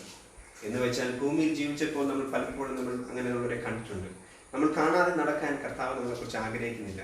നമ്മുടെ ജീവിതത്തിൽ കർത്താവ് ഇതേപോലെ നമ്മൾ പല കാര്യങ്ങളും നമ്മൾ വെളിപ്പെടുത്തി മനസ്സിലാക്കി തരുമ്പോൾ നമുക്ക് വചനത്തിന്റെ ആഴങ്ങളും എല്ലാം ഭൂമിയിൽ വെച്ച് നമുക്ക് മനസ്സിലാക്കി തരും. പക്ഷെ നമ്മൾ അറിയാത്തതുപോലെയോ കാണാത്ത പോലെയോ നടക്കാൻ ദൈവം നമ്മളെക്കുറിച്ച് ആഗ്രഹിക്കുന്നില്ല. ഇന്ന് അടുത്ത ഭാഗത്തിലും അത് തന്നെയാണ് നമ്മളോട് സംസാരിക്കുന്നത്. കണ്ണുണ്ടായിട്ടും കാണാതിരിക്കാൻ നമ്മൾ ഒരിക്കലും അങ്ങനെ ആഗ്രഹിക്കരുത്. ചെവി ഉണ്ടായിട്ടും കേൾക്കാതിരിക്കാൻ ഇടവരരുത്. അങ്ങനെ നമ്മൾ ചെയ്യുകയാണെങ്കിൽ നമ്മുടെ ഹൃദയം കാഠിന്യം കൊണ്ടാണ് നമ്മുടെ ജീവിതത്തിൽ ഇങ്ങനെ സംഭവിക്കുന്നത്. പൗലോസ് അത് യെശയ്യാ പ്രവാചക പുസ്തകത്തിൽ പറഞ്ഞതുപോലും കർത്താവ് യേശു ക്രിസ്തു ശുശ്രൂഷയുടെ ഇടയ്ക്കും ഇത് പരീക്ഷന്മാരും ശാസ്ത്രിമാരും ഇരിക്കെ കർത്താവ് ഇത് വ്യക്തമാക്കി ഈ വചനം തന്നെയാണ് അവിടെയും പറഞ്ഞത്. കണ്ണുണ്ടായിട്ടും കാണാതിരിക്കരുത്. കാരണം നമ്മുടെ ജീവിതത്തിൽ നമ്മൾ കാണാൻ കർത്താവ് നമ്മുടെ കണ്ണിന് മുമ്പിൽ ഓരോ സംഭവങ്ങൾ കൊണ്ടുവരും. അത് ഈ വചനം നമ്മൾ വായിക്കുമ്പോൾ വ്യക്തമാക്കി മനസ്സിലാക്കിയിട്ടാണ് കണ്ണുണ്ടായിട്ടും കാണേണ്ട സംഭവങ്ങൾ നമ്മുടെ ജീവിതത്തിൽ പലതുമുണ്ട്. എന്നിട്ട് നമ്മൾ കാണാതെ അങ്ങനെ ഇരിക്കാൻ ദൈവം നമ്മളെ ആഗ്രഹിക്കുന്നില്ല. എന്ന് വെച്ച് കഴിഞ്ഞാൽ നമ്മുടെ ജീവിതത്തിൽ പലതും നമ്മുടെ ജീവിതത്തിൽ കാണിക്കാൻ കർത്താവ് നമ്മുടെ കണ്ണിന് മുമ്പിൽ കൊണ്ടുവരും. എന്നാൽ കാണാതെ പോകാൻ ദൈവം നമ്മളെ അനുവദിക്കാതിരിക്കുമ്പോൾ, നമ്മളത് മനസ്സിലാക്കാതിരിക്കുമ്പോൾ നമ്മൾ എവിടെയാണ് നമ്മൾ പിന്നത്തിയിൽ നിന്ന് നമുക്കൊരു അവസരം കിട്ടിയെന്ന് വരത്തില്ല. അതുകൊണ്ടാണ് കർത്താവ് വ്യക്തമാക്കി അതിൻ്റെ 26-ാം വാക്യത്തിൽ ഇങ്ങനെ എഴുതിയിരിക്കുന്നു. അബ്രഹാം പറയുന്ന ഒരു ഭാഗമാണ്. അത്രയുമല്ല, ഞങ്ങൾക്ക് നിങ്ങൾക്ക് നടുവേ വലിയൊരു പിളർപ്പുണ്ടാക്കിയിരിക്കുന്നു. ഇവിടെ നിന്ന് നിങ്ങളുടെ അടുക്കൽ കടന്നു വരുവാൻ ഇച്ഛിക്കുന്നവർക്ക് കഴിവില്ല. അവിടെ നിന്ന് ഞങ്ങളുടെ അടുക്കൽ കടന്നു വരുവാൻ പാടില്ല എന്ന് പറഞ്ഞു. എന്ന് വെച്ച് കഴിഞ്ഞാൽ ആ മരണശേഷം നമുക്കൊരു മുന്നിൽ ഒരു വല വെച്ചിരിക്കുക. എന്ന് വെച്ച് കഴിഞ്ഞാൽ കർത്താവ് യാതന സ്ഥലത്തിരിക്കുന്നവർക്ക് കഷ്ടം അനുഭവിക്കുമ്പോൾ അവർക്ക് ഇങ്ങോട്ട് വരാൻ ആഗ്രഹിച്ചാലും ഇവിടെ ഉള്ളവർക്ക് അങ്ങോട്ട് പോകാനും പിന്നെ പറ്റത്തില്ല. എന്ന് വെച്ച് കഴിഞ്ഞാൽ മരണശേഷം ഇതിനൊന്നും പറ്റത്തില്ല. എന്തെങ്കിലും നമുക്ക് ഭൂമിയിൽ ചെയ്യണമെന്ന് ആഗ്രഹമുണ്ടെങ്കിൽ അത് ഭൂമിയിൽ തന്നെ ചെയ്ത് അതിന് ദൈവം പറഞ്ഞതുപോലെ നമ്മുടെ നിത്യതയിൽ നമ്മൾ അല്ലെങ്കിൽ സ്വർഗത്ത് നിക്ഷേപം ഉണ്ടാക്കിയാൽ മാത്രമേ ഭൂമിയിൽ നമ്മൾ എന്ത് ചെയ്യണമെന്ന് ആഗ്രഹിക്കുന്നു അത് ഭൂമിയിൽ തന്നെ ചെയ്താൽ മാത്രമേ പറ്റുള്ളൂ. മരണശേഷം അല്ലെങ്കിൽ നമ്മൾ ഈ ഭൂമിയിൽ നമ്മുടെ ജീവിതത്തിൽ കഴിഞ്ഞതിന് ശേഷം നമുക്കൊന്നും ചെയ്യാൻ സാധിക്കുകയില്ല. എന്തെങ്കിലും നമുക്ക് ചെയ്യണമെന്ന് ഈ ഭൂമിയിൽ ആഗ്രഹിക്കുന്നത് ഭൂമിയിൽ വെച്ച് തന്നെ നമ്മൾ ചെയ്യണം. നമ്മൾ കണ്ണുണ്ടായിട്ട് കാണാതെ പോകാൻ കർത്താവ് ഒരിക്കലും ആഗ്രഹിക്കുന്നില്ല. അത് ഭൗമിക കാര്യം മാത്രമല്ല, നമ്മുടെ ആത്മീയ കാര്യവും അങ്ങനെ തന്നെയാണ്. നമ്മൾ ഈ ഭൂമിയിൽ ആയിരിക്കുമ്പോൾ കർത്താവ് നമുക്ക് പല കാര്യങ്ങളും വെളിപ്പെടുത്തി അത് മനസ്സിലാക്കി തരുന്നുണ്ട്. പക്ഷെ നമ്മുടെ മരണശേഷം പിന്നെ നമുക്കൊരു അവസരമില്ല എന്ന് കർത്താവ് വ്യക്തമായിട്ടും അബ്രഹാമിൽ കൂടെ പറഞ്ഞ് മനസ്സിലാക്കുകയാണ്. ഞങ്ങളുടെ നടുവിൽ ഒരു പിളർപ്പ് ഉണ്ടാക്കിയിരിക്കുന്നു. ഇവിടെ ഉള്ളവർക്ക് അങ്ങോട്ടും വരാൻ പറ്റില്ല, അവിടെ ഉള്ളവർക്ക് ഇങ്ങോട്ട് വരാൻ പാടുമില്ല. എന്ന് വെച്ച് കഴിഞ്ഞാൽ നമുക്ക് ഈ ഭൂമിയിൽ നമുക്ക് തന്നിരിക്കുന്ന സമയം, ദൈവം നമുക്ക് തന്നിരിക്കുന്ന സമയം നമ്മൾ കർത്താവ് എങ്ങനെയാണോ നമ്മളെക്കുറിച്ച് ആഗ്രഹിക്കുന്നത് പോലെ നമുക്ക് തന്നിരിക്കുന്ന കണ്ണ് കാണേണ്ടത് പോലെ കാണുവാൻ കർത്താവെ എൻ്റെ ഈ ലോകപരമായ കണ്ണ് എനിക്ക് തന്നിട്ടുണ്ടെങ്കിലും അത് ആത്മീയമായി എൻ്റെ കണ്ണുകളെ തുറക്കുവാൻ കർത്താവെ നീ ഞങ്ങളെ ഉപയോഗിക്കണം. എന്നാൽ മാത്രമേ നീ ഞങ്ങളെക്കുറിച്ച് പറയുന്ന ഓരോ കാര്യങ്ങളും മനസ്സിലാക്കുകയും അതനുസരിച്ച് ഞങ്ങളുടെ ജീവിതത്തിൽ ക്രമീകരിച്ച് മുന്നോട്ട് പോകാൻ സാധിക്കുകയുള്ളൂ. ഈ പിന്നീട് ഒരു ക്രമീകരണം നമ്മുടെ ജീവിതത്തിൽ ഉണ്ടാകാൻ സാധിക്കുകയില്ല. അത് വ്യക്തമാക്കി മനസ്സിലാക്കുന്ന 2-3 ഭാഗങ്ങൾ ഞാൻ പറഞ്ഞിട്ട് വേഗം ഇരിക്കാൻ ആഗ്രഹിക്കുന്നു. അതിൻ്റെ 23-ാം വാക്യം വായിക്കുമ്പോൾ ഇങ്ങനെ കാണാം. 24-ാം വാക്യം. അബ്രഹാം പിതാവേ, എന്നോട് കനിവുണ്ടാകണമേ. ലാസർ വിരലിന്റെ അറ്റം വെള്ളത്തിൽ മുക്കി എന്റെ നാവിനെ തണുപ്പിക്കേണ്ടതിന് അവനെ അയക്കണമേ. ഞാൻ ഈ ജ്വാലയിൽ കിടന്ന് വേദന അനുഭവിക്കുന്നു എന്ന് വിളിച്ചു പറഞ്ഞു. ധനവാൻ അവിടെ ഇരുന്ന് അബ്രഹാമിനോട് ഒരു കാര്യം അപേക്ഷിക്കേ, ഞാൻ ഇവിടെ കിടന്ന് വേദന അനുഭവിക്കേ. എങ്ങനെയായിരുന്നു ഇവൻ ഭൂമിയിൽ ജീവിച്ചത്? സുഖമാണ് അനുഭവിച്ചത്. എന്നാൽ അവൻ ആ വേദന അനുഭവിക്കുമ്പോൾ അബ്രഹാമിനോട് അവന്റെ കഷ്ടം വിളിച്ചു പറയാം. അബ്രഹാമേ, ഞാൻ ഇവിടെ കിടന്ന് വേദന അനുഭവിക്കുക, നീ ഒരു കാര്യം എനിക്ക് വേണ്ടി ചെയ്യാമോ? നീ അല്ല എനിക്ക് തരേണ്ടത്. ആ ലാസർ എന്ന വ്യക്തി വെള്ളത്തിൽ നോക്കി നാവിന്മേൽ എന്നെ ഒന്ന് തൊട്ടിപ്പിച്ചാൽ മതി, അത്രയെങ്കിലും അവനെ കൊണ്ടൊന്ന് ചെയ്യിപ്പിക്കുക എന്ന് പറഞ്ഞപ്പോൾ അബ്രഹാം വ്യക്തമായിട്ട് അത് കേട്ടിട്ട് എനിക്ക് ആ ഭാഗം ചിന്തിച്ചപ്പോൾ ഇപ്പോഴും ധനവാന്റെ ചിന്ത എന്ന് പറഞ്ഞു കഴിഞ്ഞാൽ ഇപ്പോഴും ലാസർ അവന്റെ സെർവന്റിനെ പോലെ, അല്ലെങ്കിൽ ലാസർ ഇപ്പോഴും അവന്റെ ഒരു വേലക്കാരനെ പോലെയാണ് അവൻ കണക്കൂട്ടുന്നത്. അല്ല, ദൈവം അങ്ങനല്ല അവനെ കണക്കൂട്ടിയിരുന്നത്. ലാസർ മരിച്ചതിന് ശേഷം ഇപ്പോൾ അവൻ ഇരിക്കുന്നത് ആരുടെ മടിയില്ല? അബ്രഹാമിന്റെ മടിയില്ല. ഇനി അവൻ ആർക്കും വേണ്ടി വേല ചെയ്യുവാനുള്ള ആണില്ല. അവൻ ഭൂമിയിൽ കഷ്ടവും ദുഃഖവും കഷ്ടപ്പാടും എല്ലാം അനുഭവിച്ചിട്ട് വന്നേ. ഇനി ആരുടെയും വേലക്കാരനല്ല അവൻ. നീ പറയുന്നു ധനവൻ ചോദിക്കേ, ആ ലാസറിനെ വിട്ടിട്ട് എൻ്റെ നാവിന് മുമ്പിൽ ഈ വെള്ളം കൊണ്ട് തളിപ്പിക്കാൻ വേണ്ടി പറയുമ്പോൾ അബ്രഹാം അനുവദിക്കാതെ അബ്രഹാമാണ് ലാസറിന് വേണ്ടി സംസാരിക്കുന്നത്. അവൻ സംസാരിക്കുന്ന ഭാഗം ശ്രദ്ധിക്കണം. 25-ാം വാക്യം. മകനെ, നിന്റെ ആയുസ്സിൽ നീ നന്മയും ലാസർ അവൻ തിന്മയും പ്രാപിച്ചു എന്ന് ഓർക്കുക. ഇപ്പോൾ അവൻ ഇവിടെ ആശ്വസിക്കുന്നു, നീയോ വേദന അനുഭവിക്കുന്നു. ഇപ്പോൾ അവൻ ഇവിടെ ആശ്വസിക്കുന്നു. കാരണം അവൻ ഭൂമിയിലായിരുന്നപ്പോൾ അവൻ ഒന്നും ആഗ്രഹിച്ചില്ല. അവൻ കഷ്ടപ്പാടും ദുരിതങ്ങളും മാത്രമാണ് അനുഭവിച്ചത്. അവന് രോഗമുണ്ടായിരുന്നു. ആ രോഗത്തിന് പോലും അവൻ അത് സഹിച്ചു. അതുവരെ അവൻ്റെ ജീവിതകാലം മുഴുവനും ഇത് സഹിച്ചു. എന്തെങ്കിലും മതി എന്ന് ജീവിച്ച എന്തെങ്കിലും എനിക്ക് കിട്ടുന്നത് മതി, അല്ലെങ്കിൽ കർത്താവ് തരുന്നത് മതി, ഞാനൊന്നും അങ്ങനെ അമിതമായി ഒന്നും ആഗ്രഹിക്കാതെ അവൻ കിട്ടുന്നത് മാത്രം ജീവിക്കുകയും അവൻ്റെ ജീവിതത്തിൽ തന്നെ അവന് കഷ്ടപ്പാടും ദുഃഖവുമായിരുന്നു. എന്നാൽ ഇനിയൊരു കഷ്ടപ്പാടിന് ഞാൻ വിടാൻ ആഗ്രഹിക്കുന്നില്ല. അതുകൊണ്ട് ഇത്രയും നാൾ അവൻ കഷ്ടമാണ് ഭൂമിയിൽ അനുഭവിച്ചത്. അതുകൊണ്ടാണ് അബ്രഹാമിനോട് പറയുന്നൊരു ഭാഗം വളരെ ശ്രദ്ധിക്കേണ്ടത്. നീ നന്മയും ലാസർ അതുപോലെ തിന്മയും പ്രാപിച്ചു എന്ന് ഓർക്കാം. ഇപ്പോൾ അവനിവിടെ ആശ്വസിക്കുന്നു. എന്ന് വെച്ച് കഴിഞ്ഞാൽ ഈ ഭൂമിയിൽ കഷ്ടപ്പാട് നമ്മുടെ ജീവിതത്തിലുണ്ടെങ്കിലും ജീവിതത്തിൽ വന്നാൽ പോലും ഒരു കാര്യം നമ്മൾ മനസ്സിലാക്കണം. നമ്മൾ നിത്യതയിൽ എത്തിക്കഴിഞ്ഞാൽ ആ നിത്യതയിൽ നമ്മൾ എത്തണമെങ്കിലും നിത്യയിൽ എത്തിയാലും നമുക്ക് ആശ്വസിക്കാനുള്ള കൃപ കർത്താവ് നമുക്ക് തരും. എന്ന് വെച്ച് കഴിഞ്ഞാൽ ഭൂമിയിൽ കഷ്ടമുണ്ടെന്ന് കർത്താവ് വ്യക്തമാക്കി നമ്മുടെ വചനത്തിൽ കൂടെ പലയിടത്തും പഠിപ്പിക്കുന്നുണ്ട്.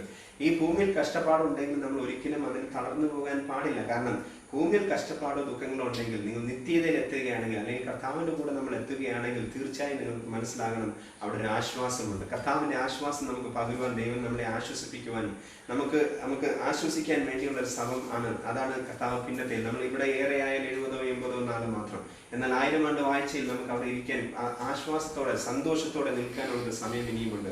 അതുകൊണ്ട് ഈ ഭൂമിയിൽ കുറച്ച് നാളെ നമ്മൾ കഷ്ടം അനുഭവിക്കേണ്ടി വന്നാലും ദുരിതങ്ങൾ അനുഭവിക്കേണ്ടി വന്നാലും അതിനൊന്നും ഭാരപ്പെടേണ്ട ആവശ്യമില്ല. ഈ ഭൂമിയിൽ ധനമുണ്ടായിട്ട് നമ്മൾ, അല്ലെങ്കിൽ അതുപോലെ നമ്മൾ സുഖം അനുഭവിച്ചിട്ട് മറ്റുള്ളവർ കഷ്ടപ്പെടുന്നത് കണ്ടിട്ട് നമ്മൾ കാണാതെ പോകാൻ കർത്താവ് ആഗ്രഹിക്കുന്നില്ല. അങ്ങനെ പോകാൻ ദൈവം നമ്മളെ ആഗ്രഹിക്കാതെ, എന്നാൽ ഭൂമിയിൽ ഈ യാചിച്ചുകൊണ്ടിരുന്ന വ്യക്തിയാണ് ലാസർ. എന്നാൽ ഇപ്പോൾ ആരാ യാചിക്കുന്നത്? ധനവാനാണ് യാചിക്കുന്നത്. ധനവാൻ അബ്രഹാമിനോട് യാചിക്കുകയെ, നീ അവൻ്റെ കയ്യിൽ വെള്ളം കൊടുത്ത് എൻ്റെ നാവിനെ ഒന്ന് നനപ്പിച്ചാലും മതി. എന്നാൽ ഈ യാചന ധനവാൻ ആ ഭൂമിയിൽ ഇരുന്നപ്പോൾ എന്തെങ്കിലും ചെയ്തിരുന്നു, ദൈവത്തോട് യാചിച്ചിരുന്നെങ്കിൽ ഇതിന്നൊരു വിടുതൽ അവന് കിട്ടുമായിരുന്നു, അല്ലെങ്കിൽ ഈ ഒരു വേദനയിൽ നിന്ന് അവനൊരു വിടുതൽ കിട്ടുമായിരുന്നു. ഇപ്പോൾ ഇവൻ്റെ നേരെ തിരിഞ്ഞു വരികയാണ്. നമ്മൾ ഈ ഭൂമിയിൽ അതുപോലെ അനുഭവിച്ചിട്ട് നമ്മൾ മറ്റുള്ളവരുടെ കഷ്ടങ്ങളും ദുഃഖങ്ങളും കാണാതെ പോകാൻ കർത്താവ് നമ്മളെക്കുറിച്ച് ആഗ്രഹിക്കുന്നില്ല.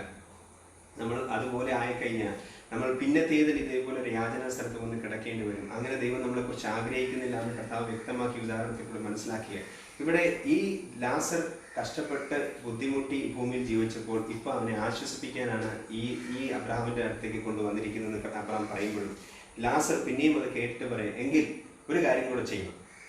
എന്താ ചെയ്യേണ്ടത്? 27-ാം വാക്യത്തിൽ ഇങ്ങനെ എഴുതിയിരിക്കുന്നു, അതിനവൻ, എന്നാൽ പിതാവേ, അവനെ എൻ്റെ അപ്പൻ്റെ വീട്ടിൽ അയക്കണമേ എന്ന് ഞാൻ അപേക്ഷിക്കുന്നു. എനിക്ക് 5 സഹോദരന്മാരുണ്ട്. അവരും ഈ യാതനാസ്ഥലത്ത് വരാതിരിക്കാൻ അവൻ അവരോട് സാക്ഷ്യം പറയട്ടെ എന്ന് പറഞ്ഞു. ഇവിടെ ധനവാൻ അബ്രഹാമിനോട് കാര്യം പറയാം, എന്നാൽ ഒരു കാര്യം ചെയ്യണം, ഈ ലാസറിനെ എൻ്റെ ഭവനത്തിലേക്ക് നയിക്കണം. എന്തിനാണ്?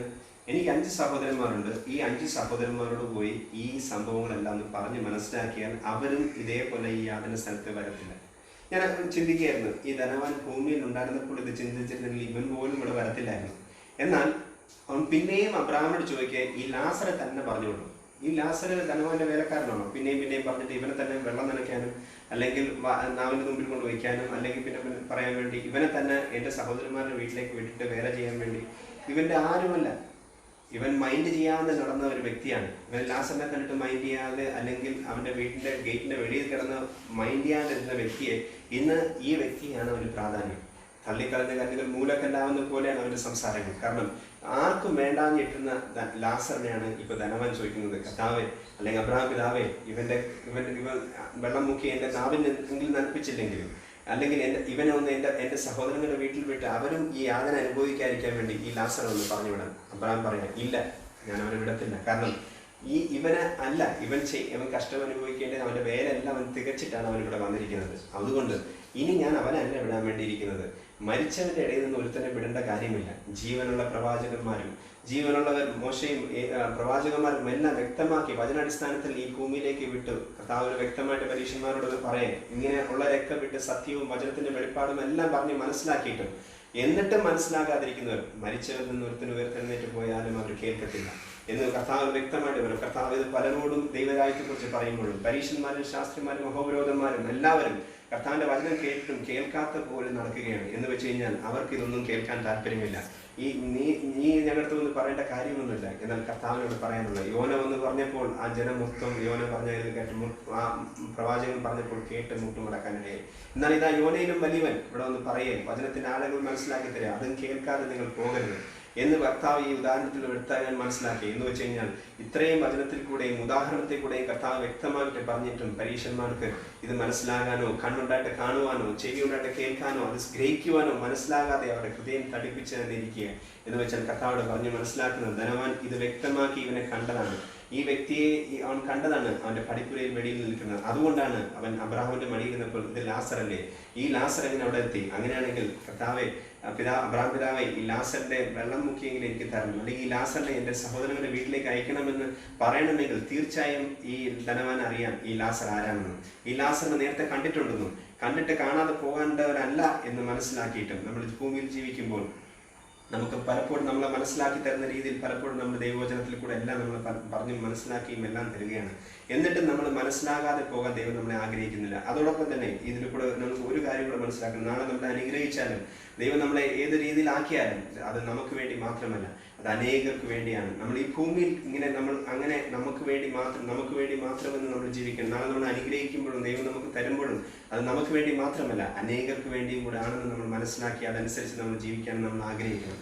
അതുകൊണ്ടാണ് കർത്താവ് പറയുന്നത്, നമ്മൾ ഭൂമിയിൽ അങ്ങനെ എന്തെങ്കിലും നമ്മുടെ രീതിയിൽ കെട്ടിക്കഴിഞ്ഞാൽ നമ്മൾ സ്വർഗത്തിലും കെട്ടപ്പെട്ടിരിക്കും. അങ്ങനെ സ്വർഗത്തിൽ അയക്കണമെങ്കിൽ ഭൂമിയിൽ നമ്മൾ ആദ്യം അയക്കണം. നമ്മൾ ഭൂമിയിൽ ഇങ്ങനത്തെ മനസ്സും നമ്മൾ അങ്ങനെയാണെങ്കിൽ, ഇങ്ങനെ നമ്മൾ യാചിക്കാതെയും അങ്ങനത്തെ ഒരു സംഭവം ചെയ്യാതിരുന്നു കഴിഞ്ഞാൽ സ്വർഗത്തിൽ വന്ന് യാചിച്ചാൽ ഒരിക്കലും സ്വർഗത്തിലും ഇങ്ങനെ യാചന കേൾക്കത്തില്ല. അങ്ങനെയാണെങ്കിൽ ഭൂമിയിൽ ഇരിക്കുമ്പോഴേ ഒരു യാചന ആരെങ്കിലും നമ്മളോട് പറയുമ്പോൾ നമ്മളത് കേൾക്കാനും അത് നമ്മൾ മനസ്സിലാക്കി അത് യാചിക്കുന്നവർക്ക് കൊടുക്കുവാനും അത് മനസ്സിലാക്കി കണ്ണുണ്ടായിട്ട് കാണാതെ പോലെ നമ്മൾ നടക്കാതെ അവർക്ക് കൊടുക്കുകയാണെങ്കിൽ തീർച്ചയായും അതിൻ്റെ പ്രതിഫലം സ്വർഗത്തിൽ നമുക്ക് വരും. അവൻ ഭൂമിയിൽ കെട്ടുന്നതെല്ലാം സ്വർഗത്തിലും കെട്ടപ്പെട്ടിരിക്കും. ഭൂമിയിൽ അഴിക്കുന്നത് എന്തും സ്വർഗത്തിൽ നമുക്ക് കഴിഞ്ഞിരിക്കും. അതുകൊണ്ട് നമ്മൾ ഭൂമിയിലായിരിക്കുമ്പോൾ നമ്മുടെ കണ്ണുണ്ടായിട്ട് കാണാതെ പോകാൻ ഇടവരുത്. അത് ആത്മീയമായും അർത്ഥം കർത്താവ് വചനത്തിൽ കൂടെ പറയുമ്പോഴും ഭൗതികമായിട്ട് നമ്മൾ മനസ്സിലാക്കേണ്ട രണ്ട് കാര്യങ്ങൾ നമ്മളിതിൽ മനസ്സിലാക്കണം. ഭൂമിയിൽ നമ്മളെ കണ്ടിട്ട് നമ്മൾ കാണാതെ പോവുകയും ചെയ്യരുത്. വചനത്തിൻ്റെ ആളുകൾ മനസ്സിലാക്കിയിട്ട് കേട്ടിട്ട് നമ്മൾ കേൾക്കാതെ പോകരുത്. വചനത്തിൻ്റെ ആളുകൾ മനസ്സിലാക്കി അതനുസരിച്ച് നമ്മുടെ ജീവിതത്തിൽ ഒരു മാറ്റങ്ങൾ വരുത്തി പിന്നീട് നമുക്കൊരു അവസരം ഉണ്ടാകില്ല, പിന്നീട് മാനസാന്തരപ്പെടുന്നതിന് അവസരമില്ല. അതുകൊണ്ടാണ് ആ 5 സഹോദരന്മാരോടടുത്ത് വീട്ടിലേക്ക് വിടുവാൻ ധനവാൻ ആഗ്രഹിക്കുമ്പോൾ അബ്രാമിനോട് പറയുന്നത്, അബ്രാം പിതാവേ ഇവർ പറയണമെങ്കിൽ അവരും മാനസാന്തരപ്പെടുമായിരുന്നു. എന്ന് വെച്ച് കഴിഞ്ഞാൽ മാനസാന്തരത്തിൻ്റെ പ്രാധാന്യം എത്രയെന്ന് മരിച്ചതിന് ശേഷം ആ ധനവാന് മനസ്സിലാകാനിടയായി. അത് മരിച്ചതിന് ശേഷം മനസ്സിലാകാതെ ഈ ഭൂമിയിലായിരിക്കുമ്പോൾ തന്നെ മാനസാന്തരത്തിൻ്റെ പ്രാധാന്യം എത്രയെന്ന് നമ്മൾ മനസ്സിലാക്കി, ജീവിതത്തിൽ നമ്മൾ ചെയ്യുന്ന ഓരോ കുറവുകളും തെറ്റുകളും മനസ്സിലാക്കി അത് ക്രമീകരിച്ച് മാനസാന്തരത്തിൻ്റെ ഫലങ്ങൾ കായ്ക്കുന്നവരായി ഈ ഭൂമിയിൽ ജീവിക്കുമ്പോൾ തന്നെ ആ വ്യത്യാസങ്ങൾ നമ്മുടെ ജീവിതത്തിൽ വരുത്തുകയാണെങ്കിൽ പിന്നീട് ഒരു മാനസാന്തരം നമുക്ക് ഇല്ല. ഈ ഭൂമിയിൽ മാത്രമേ മാനസാന്തരം നമുക്കുള്ളൂ. ഈ കുറച്ച് നാൾ നമ്മൾ എത്ര നാൾ ഇന്ന് നമ്മുടെ ജീവൻ നമ്മൾ നിൽക്കുകയാണെങ്കിലും അല്ലെങ്കിൽ കർത്താവ് വരികയാണെങ്കിലും ഇനിയൊരു അവസരം നമുക്ക് കിട്ടിയെന്ന് വരത്തില്ല. ഭൂമിയിൽ ഇരിക്കുമ്പോൾ കിട്ടുന്ന അവസരം നമ്മളത് പാഴാക്കി കളയാതെ ദൈവം നമ്മളെക്കുറിച്ച് ആഗ്രഹിക്കുന്നവരാകുവാനും കണ്ണുണ്ടായിട്ട് കാണാതെ പോകാതെയും ചെവി ഉണ്ടായിട്ട് കേൾക്കാതെ പോകാനും നമ്മുടെ ജീവിതത്തിൽ ഇടവരാൻ കേട്ട വചനത്തിനനുസരിച്ച് ജീവിക്കുകയും കണ്ടിട്ട് നമ്മുടെ ജീവിതത്തിൽ ചെയ്യേണ്ട കാര്യങ്ങൾ ചെയ്യുവാനും കർത്താവ് നമുക്ക് തരുന്ന അനുഗ്രഹങ്ങൾക്ക് അത് മറ്റുള്ളവർക്കും കൂടെ ആണ് എന്ന് മനസ്സിലാക്കി, അല്ലാതെ നമുക്ക് ബാക്കി വന്നത് മാത്രമല്ല അത് അതിൻ്റെ മേശന്ന് വീഴുന്നത് പറക്കി തിന്നുന്നവരെ മാത്രം കൊടുക്കുന്നവരെ കണക്കാകാതെ ദൈവം നമ്മളെക്കുറിച്ച് ആഗ്രഹിക്കുന്ന പോലെ മറ്റുള്ളവർക്കും കൂടെ ആ ധനവാൻ കർത്താവ് ഒരിക്കലും വചനത്തിൽ പറയുന്നില്ല ധനവാൻ സ്വർഗരാജ്യം കടക്കുകയില്ലാന്ന്. കർത്താവ് വ്യക്തമാക്കി മനസ്സിലാക്കണം. മത്തായി സുവിശേഷം 19-ാം അധ്യായത്തിൽ വായിക്കുമ്പോൾ നമ്മൾ ഇങ്ങനെ കാണുന്നു, ധനവാൻ സ്വർഗരാജ്യത്തിൽ കടക്കും. എങ്ങനെയാണ്? ഒട്ടകം സൂചിക്കുഴിലൂടെ കടക്കും എന്ന് വെച്ചാൽ ധനവാൻ കയറത്തില്ലാന്ന് കർത്താവ് പറയുന്നില്ല. ഇവിടെയും കർത്താവ് വ്യക്തമാക്കി ഈ ഉദാഹരണത്തിൽ കൂടെയും പറഞ്ഞ് മനസ്സിലാക്കി. ധനവാൻ സ്വർഗരാജ്യത്തിൽ കടക്കാതിരിക്കേണ്ട കാരണം വേറെ ഒന്നുമല്ല, അവൻ എന്തുകൊണ്ടാണ് ഈ യാതന അനുഭവിക്കേണ്ടി വന്നെന്ന് വ്യക്തമാക്കി വചനത്തെ കൂടെ നമ്മൾ മനസ്സിലാക്കുന്നു. ഈ യാതന അനുഭവിക്കാനുള്ള ഒറ്റ കാരണം അവൻ ഭൂമിയിൽ സുഖമായി ജീവിച്ചു, മറ്റുള്ളവർക്ക് കൊടുക്കാതെ അവന് വേണ്ടി മാത്രമായിട്ട് ജീവിച്ചു. അങ്ങനെ നമ്മളെക്കുറിച്ച് കർത്താവ് ആഗ്രഹിക്കുന്നില്ല. നമുക്ക് വേണ്ടി മാത്രമായിട്ടല്ല നമ്മൾ ജീവിക്കേണ്ടത്. ഭൂമിയിൽ അവൻ്റെ ആഡംബരത്തിനനുസരിച്ച് അവൻ ജീവിച്ചു. ലാസറോ അവൻ്റെ കണ്ണു മുമ്പിൽ കിടന്നിട്ടും അവന് ചെയ്യാതെ മാറി നടന്നു. അങ്ങനെ യാതന അനുഭവിക്കുന്നവരെയും ദരിദ്രരെയും കണ്ടിട്ട് അങ്ങനെ നമ്മൾ ജീവിക്കാതെ ദൈവം നമ്മളൊക്കെ തരുന്നത് ദൈവത്തിന് വേണ്ടി ദൈവം ഏൽപ്പിക്കുന്നത് ചെയ്യുവാൻ അത് ഭൗതികമാണെങ്കിലും ആത്മീയമാണെങ്കിലും ആത്മീയ അനുഗ്രഹം തന്നാലും മറ്റുള്ളവർക്ക് കൊടുക്കുവാനും സൗജന്യമായി കൊടുക്കാനും, അതുപോലെ തന്നെ ആത്മീയ അനുഗ്രഹങ്ങളും ഭൗതിക അനുഗ്രഹം തരുമ്പോഴും അതും മറ്റുള്ളവർക്ക് കൊടുക്കുവാൻ ദൈവം തരുന്നത് നമുക്ക് മാത്രമല്ല അനേകർക്കുള്ള, എനിക്ക് വേണ്ടി മാത്രമല്ല, ഞാൻ മാത്രം സുഖിച്ച് ജീവിക്കാനുള്ള അല്ല എന്ന് കർത്താവ് വചനത്തിൽ കൂടെ നമ്മളെ മനസ്സിലാക്കി തരികയാണ്. എന്ന് വെച്ച് കഴിഞ്ഞാൽ നാളെ നമ്മളെ ഏത് സാഹചര്യത്തിൽ നമ്മളെ അനുഗ്രഹിക്കുമ്പോഴും നമ്മളത് ഓർത്തിരിക്കേണ്ടതാണ്. ഇന്നും നമ്മൾ കേൾക്കുന്ന വചനങ്ങളും അതനുസരിച്ച് കണ്ണുണ്ടായിട്ട് കാണാതെ പോകാതെ, ചെവി ഉണ്ടായിട്ട് കേൾക്കാതെ പോകാതെ കേൾക്കുന്ന വചനങ്ങൾ അതനുസരിച്ച് ഇനിയൊരു അവസരം നമുക്ക് കിട്ടണമെന്ന് എപ്പോഴും നമുക്ക് ആഗ്രഹിക്കാൻ പറ്റുന്നില്ല. കിട്ടിയ അവസരം ഇനിയൊരു അവസരം കിട്ടാതെ ഇരിക്കാത്തക്ക രീതിയിൽ അങ്ങനെ ഉണ്ടാവാതിരിക്കാൻ മാനസാന്തരപ്പെട്ട് അതിൻ്റെ നല്ല ഫലം കായ്ക്കുന്നവരായി ദൈവം നമ്മളെക്കുറിച്ച് ആഗ്രഹിക്കുന്ന പോലെ അതനുസരിച്ച് നമുക്ക് മുന്നോട്ട് പോകാൻ ദൈവം നമ്മെ അനുഗ്രഹിക്കുമാറാകട്ടെ.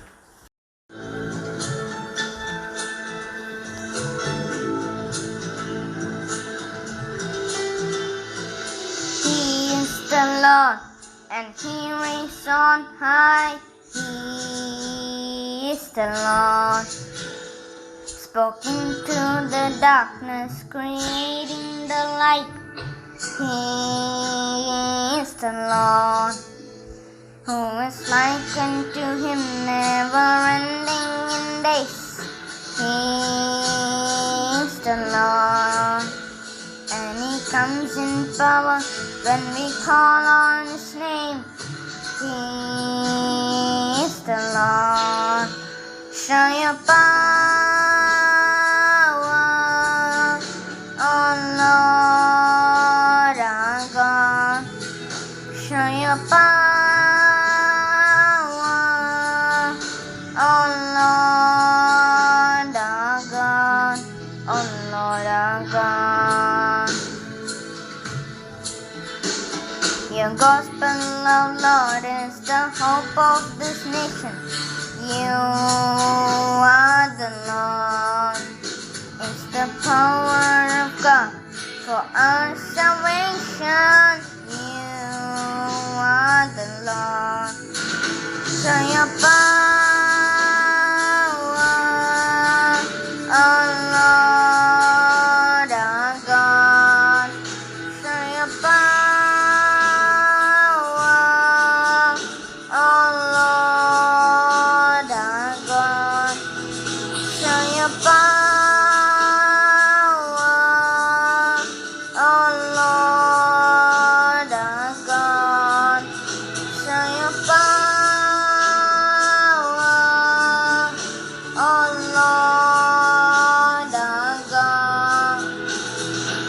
us not for riches, but look to the cross. You are the Lord, and for our inheritance give us the lost. You are the Lord, send your power, oh Lord our God, show your power, oh Lord our God, send your power, oh Lord our God, send your power, oh Lord our God, oh Lord our God.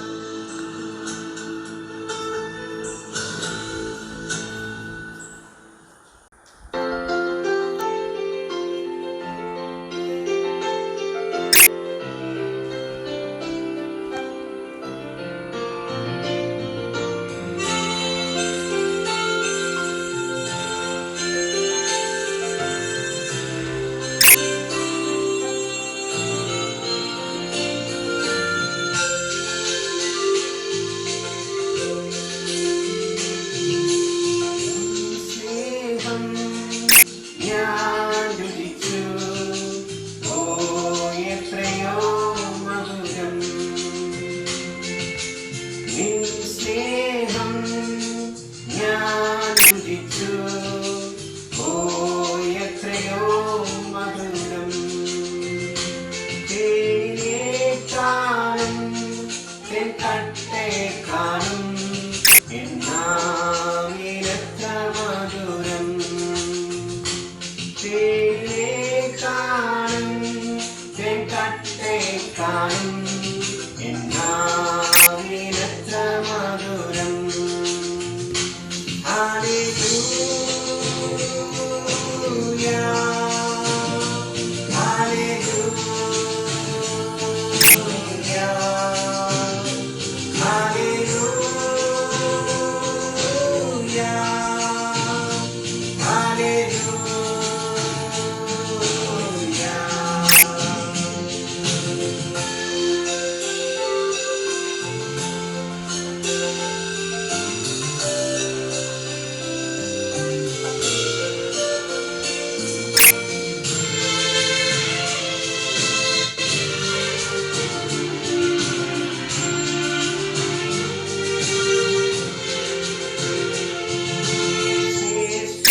ശ്രേഷ്ഠതയാർന്ന പദവികളും മാന്യതയും തന്നു നീ. നിനച്ചതിനും മേൽത്തരമായി ഊഴിയുണർത്തിയല്ലോ. ശ്രേഷ്ഠതയാർന്ന പദവികളും മാന്യതയും തന്നു നീ. നിനച്ചതിനും മേൽത്തരമായി ഊഴിയുണർത്തിയല്ലോ. Hallelujah,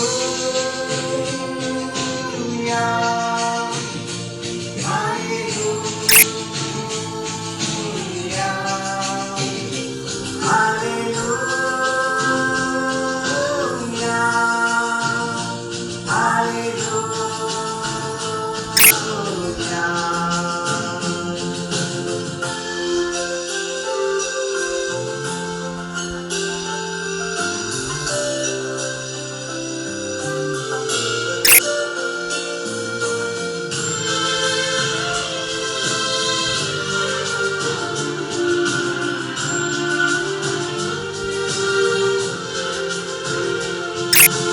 കഴിഞ്ഞ കാലം ഞാൻ ഓർത്തിടുന്നു, ഇതിലൊന്നും യോഗ്യനല്ലേ.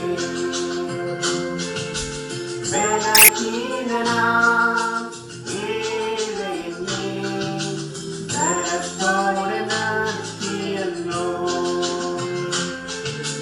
കഴിഞ്ഞ കാലം ഞാൻ ഓർത്തിടുന്നു,